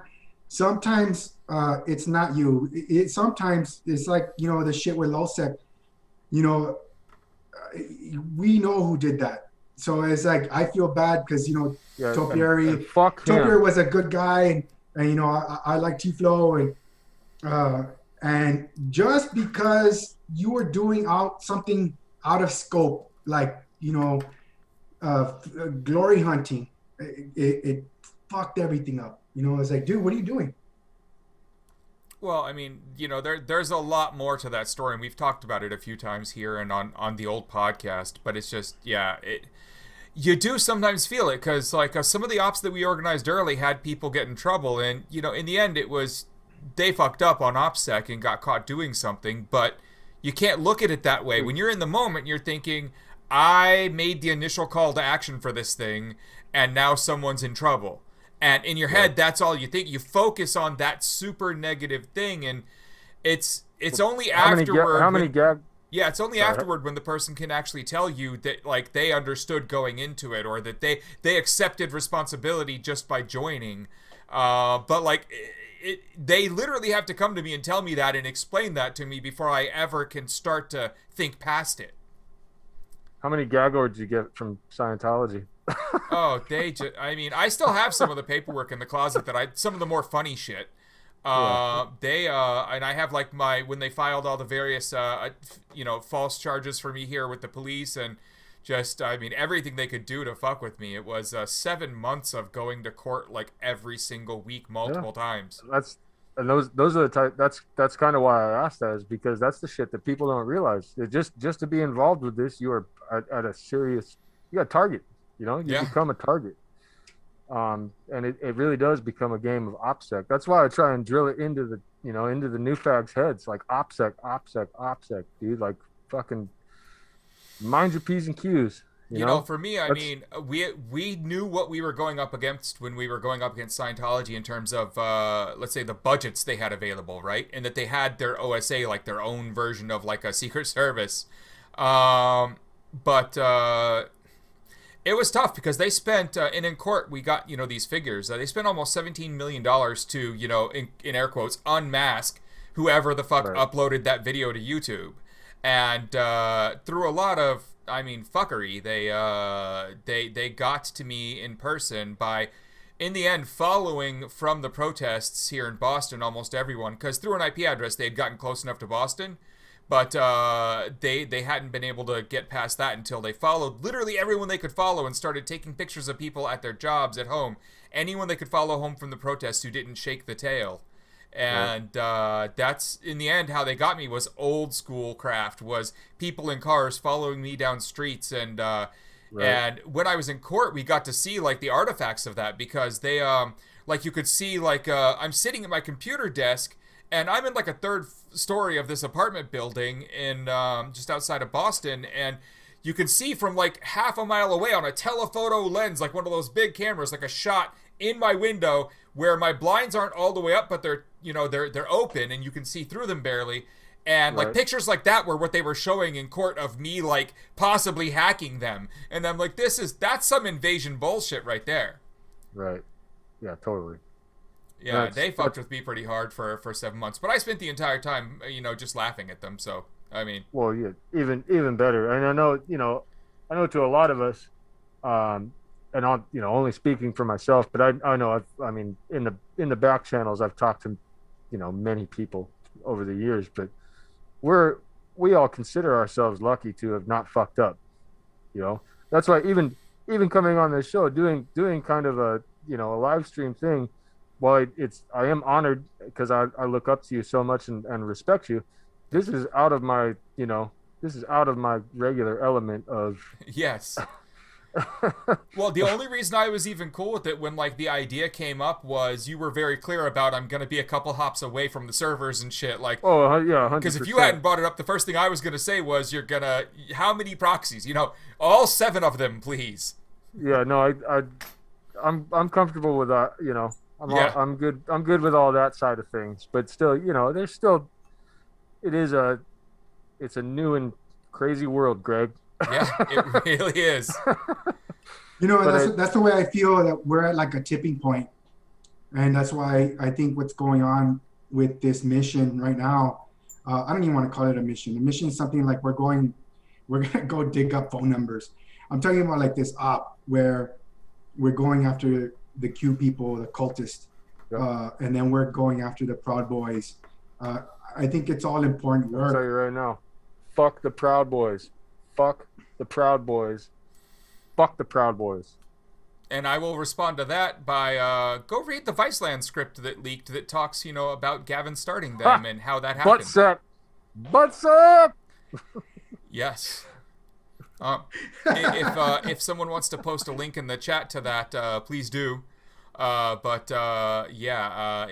does a good job of kind of showing how that all came about, which, I would watch that movie if they made that movie. Just gonna say that, like, because also I want to see, like, that movie made, because it talks a lot of shit on Gavin and Shane and everyone else involved. Yeah, Gavin especially. That guy's a huge fucking scumbag.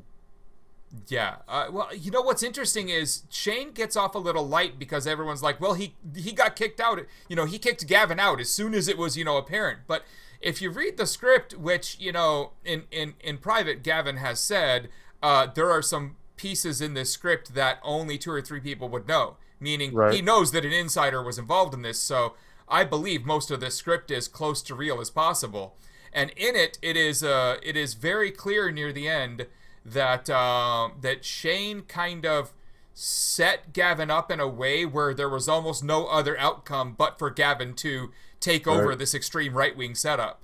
And it's really interesting finding out Shane's part in kind of setting Gavin up to take over this group and then, you know, do whatever he did with them, which was, of course, rebrand them and go stronger. But when he did that, you know, Shane knew what that would cause, and he knew who Gavin was. They grew up together.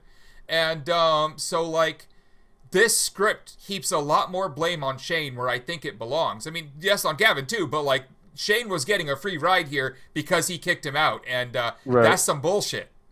No, agreed. And I just think of, you know, when I hear his name, I remember watching the videos online when he was basically encouraging other Proud Boys to beat people up in the streets. Yeah. And, you know, and really, you know, this kind of super motivating violent force for the right wing and these neo-fascists to, you know, to take action, to take violent action. And that's when he became, you know, a personal priority, and the Proud Boys became a personal priority for me because that shit, I grew up, you know, Greg, I grew up a punk rocker, man. Damn straight. You know, and I spent the better part of my early years fighting Nazis. We call them boneheads because they're just piles of shit. Oh yeah. And dude, my early 90s sitting there in the mosh pit was taking anyone who was even slightly looking like a skinhead out, just out.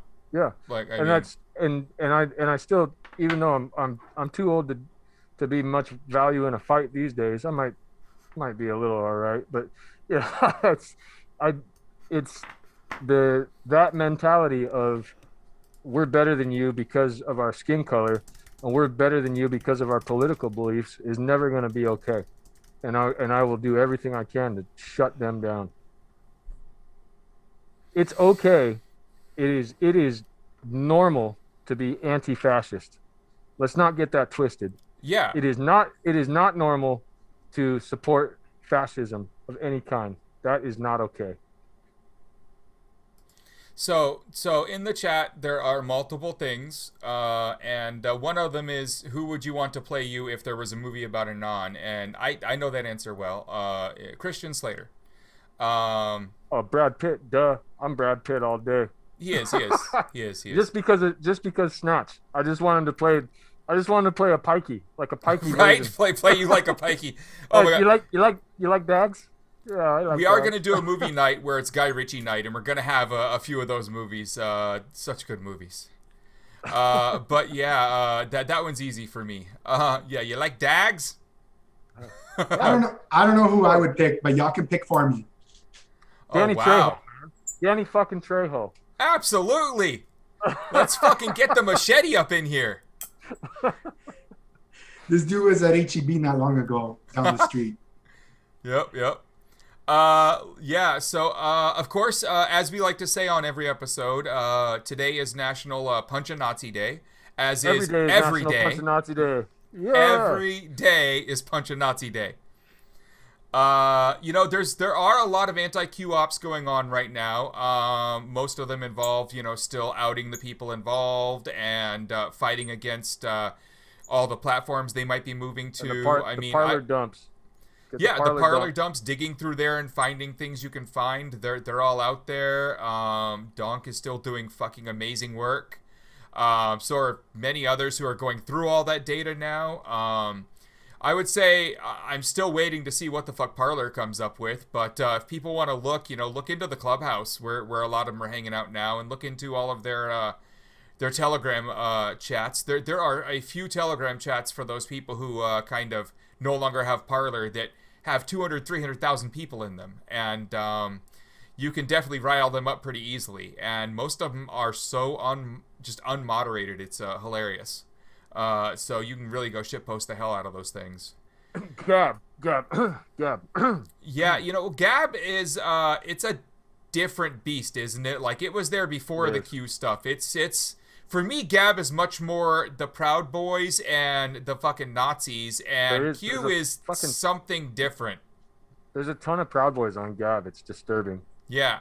So please, go fuck with Gab all day. And I mean, you can fuck with Gab for 100 reasons. The people behind it are shit. The users are shit. The host is shit. Epic Hosting can suck my dick. Yeah, fuck you, Rob Monster. Fuck you, Rob Monster. Thanks, Berdam, for those subs. That's awesome. But yeah, there's a lot going on. What if in the future computers are so powerful we can make any camera angle through history? Well, I mean, okay. I don't know. You would need a lot of data for that. I'm just gonna throw that out there. A lot of data.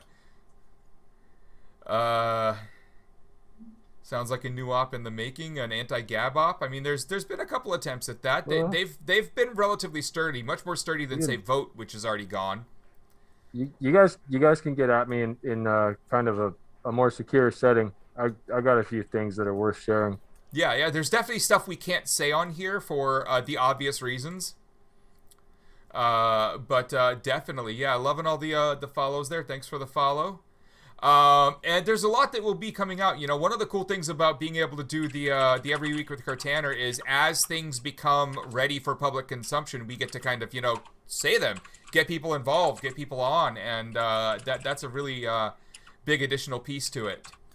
Let me chime in there because a lot of people, they don't understand OPSEC, and a lot of times in the past we'd go on missions or we'd start cooking up a new op, and we would do a lot of the heavy work before anybody knew about it. So and then there was times where we would fail. I mean, we didn't always succeed in what we were doing. So then of course, it just, okay, well, we're going to shelve it, we're not going to do nothing with it. So there was a lot of shelving, but you can't talk about certain things. So if you go back through the show, Gregg show, you're going to hear real vague stuff, but if you know the lingo, you know that we just cannot say, and it's not for our own safety. A lot of times it's for someone else's safety. You're not saying just because it's because there's people working in the background, and it might not have nothing to do with you, but you know about it. And it's like, okay, we'll see what happens, And on that point too, there's a whole website, and I want to give a couple of shout outs here because I have been a patron of the AnonOps servers and that domain for a long time, but OpNewBlood has its own subdomain, just opnewblood.anonops.com, and the OpNewBlood documents and can really kind of get people pointed in the right direction when it comes to like the basics of operational security, right? What is a VPN? How do I connect to a VPN? How do I use Tor to protect my anonymity? And the people at AnonOps have taken it upon themselves to maintain this for public consumption for people who are curious about it. So shout out to OpNewBlood, 100% all day, every day. Damn straight. And if you get to the point where you're feeling confident and you want to come and talk to some of us, we're not dickheads all the time. I mean, some of us can be. And usually when they're being dickheads, it's because either you deserve it or because you're such good friends at that point that they think they can talk to you like that. We like to have fun. Like I said earlier, this is not serious mode all the time. Like, we try and laugh, right? Like, we try and have a little fun. But if you can get through OpNewBlood and you want to come talk, I will encourage as much learning, as much of a learning atmosphere as I can bring to the table. And I'm not some super elite hacksaw. I've just been doing this shit for a while, and have a couple things that I can share. And that's the other thing that people need to be aware of when they start looking at things like OpNewBlood and finding stuff to do. there's a small percentage of the actual actors in these types of things who are the, real hardcore hackers. They're for the most part, there's so much more support role than there is hacker role necessary for this type of shit. So like, you don't have to be the absolute best fucking computer user in the world to really be useful in this type of shit. Right. No, 100%. Well, and I'll even touch on AnonOps and Op New Blood. It has some really great documentation for you guys to read and check out. And then if you can get through that, Phineas Fisher, man, that guy did put together a fucking wonderful document. It's awesome. It's one of the best ever. But so if you get motivated, look up the Phineas Fisher how-to, because that can point you down the right direction too. If you're kind of into that side of things, But there is it's kind of a multifaceted, ever-changing thing, right? Like we're not all super elite hackers. A lot of us do IT shit. Some of us hack around. I think I finally bricked my machine again, Greg. Oh boy. I'll take it from here. We can still all see you. You're still on video for the moment, but last time it took a couple seconds before you disappeared. Yeah, for sure. I'll take it from here because I'm a fine example of that. I don't consider my skills set to be, complete. I consider myself to be an artist. I have fun making pictures of long cats with the word stonks. And it's all in service, to what we do. And so there's room for everyone in this, and you can definitely upgrade your skills and step your game up by being around people who know what they're doing, better than you. And I learn things every day. These guys teach me things every day. I don't claim to know everything, even though I started back in the early 90s doing all this, where I'm devouring reading PC magazines and learning how to first start programming in BASIC, and then we moved later to like the actual internet, then like joining the underground there. It's kind of scary though how everybody's like interweaved. All our histories, my own, interweaves with so many people, and it's been a wild ride. And I've gotten to meet a lot of people, and it's exciting. I've got to meet a lot of my heroes, and it's been a blessing. It really 100%. has. In the chat, everyone's talking about all kinds of fun tools, and I want to, Specta. Back then when we were all fucking with AOL, AOL was the leaked kind of funny tool, but all the people who were really causing damage were using the IVY scripts. That was a much better setup, and I know you know what I'm talking about because you make the joke about the Steve Case joke email. That was some fun shit back then. We were I was a Windows guy connected to the internet. Yeah, I was a Windows guy, and so ours was like bitch slap. Ooh, Windows. Back orifice. It was all. It got easier and easier, and I remember being kind of like, I can't believe these kids, and nobody writes their own code anymore.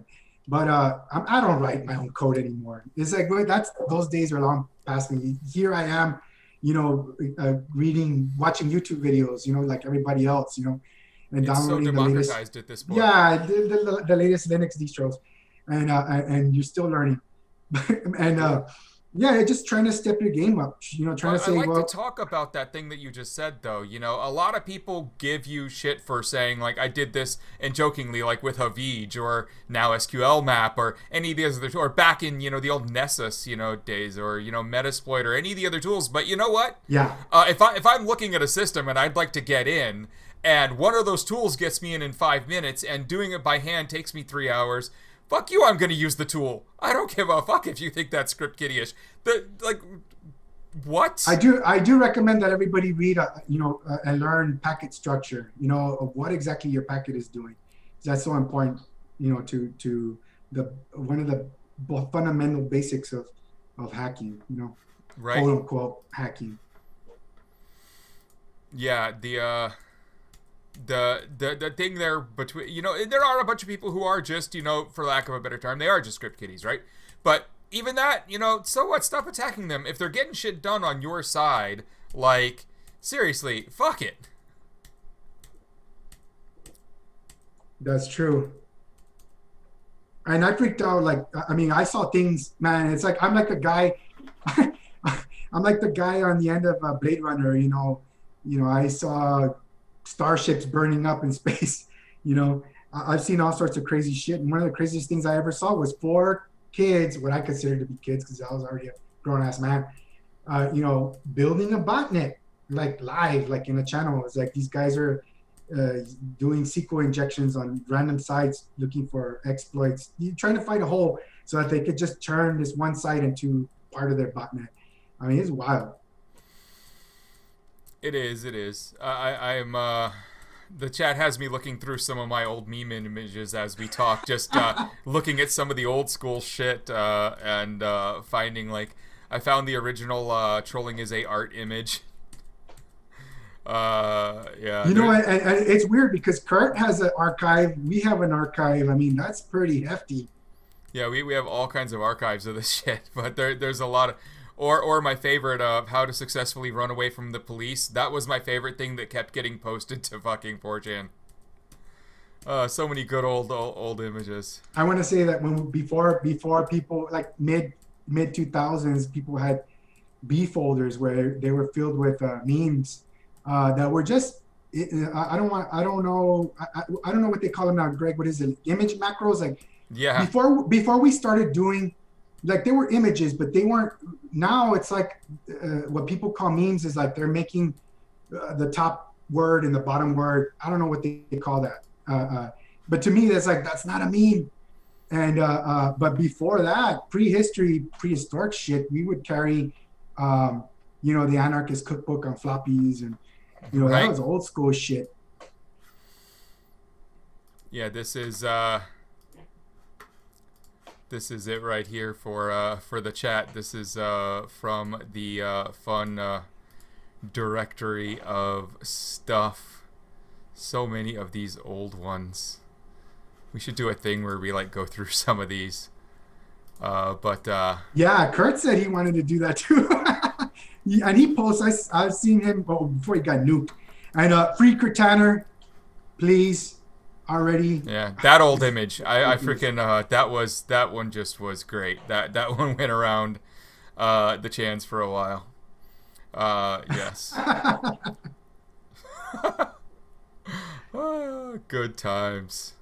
Yeah, like I want to like go in person and go find Jack and be like, look, dude, I got this guy and he needs to be on band or something. I mean, seriously. Someone get at Jack for that. All right. I try to tell people nobody's untouchable in this world. You can find him in person.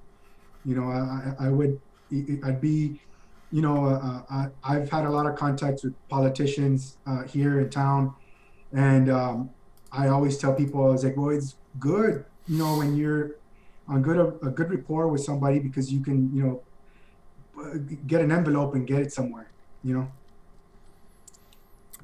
Indeed. Yeah, so I don't know, we're up over 2 hours now. Does chat have anything else they really want us to focus on? Because these are the types of guests we're definitely going to have back in the future, so we don't need to do a 5-hour stream here to get through some of this stuff. But I'm feeling like it's dinner time, and I would like to go get some food. Yeah. I don't know about you guys. I want another beer, man. That's what I want. And yeah, I've been drinking. I think the guy in GTA is like, I've been drinking again. Yeah, Fusion will definitely be back. Fusion. And yes, we all do indeed fucking love Mudkips. Mudkips.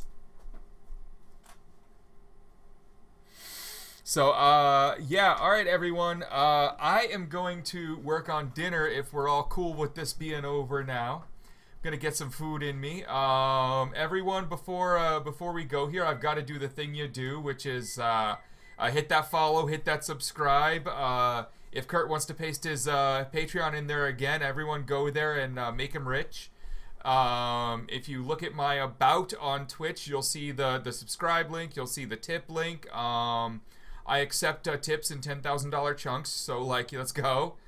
Dude, I'll take $1, like anything. Like I'd love to just have a better dinner, right? Will you take some GameStop stock? Hey, anyone wants to find a way to donate stock, I will take stock too. I'm trying to figure that shit out as we go here. I'm gonna just avoid going too deep into that. We've talked so much about that shit. I know. But anyways, everyone, head on over to the Discord. I will be on a little later. Every week on Sunday night, off of the Discord, we have a movie night. We're all there having fun watching movies. So the next one we're gonna go back to some early 90s classics, late 80s, early 90s classics, and we're gonna watch Gleaming the Cube, Pump Up the Volume, and Empire Records. So everyone come by and watch movie night with us. Join in. Yeah, you guys missed watching Hackers while hacking. Yeah, we did Sneakers, Hackers. That was an awesome night. But anyways, everyone, good night. Thanks for coming out. Thanks for watching.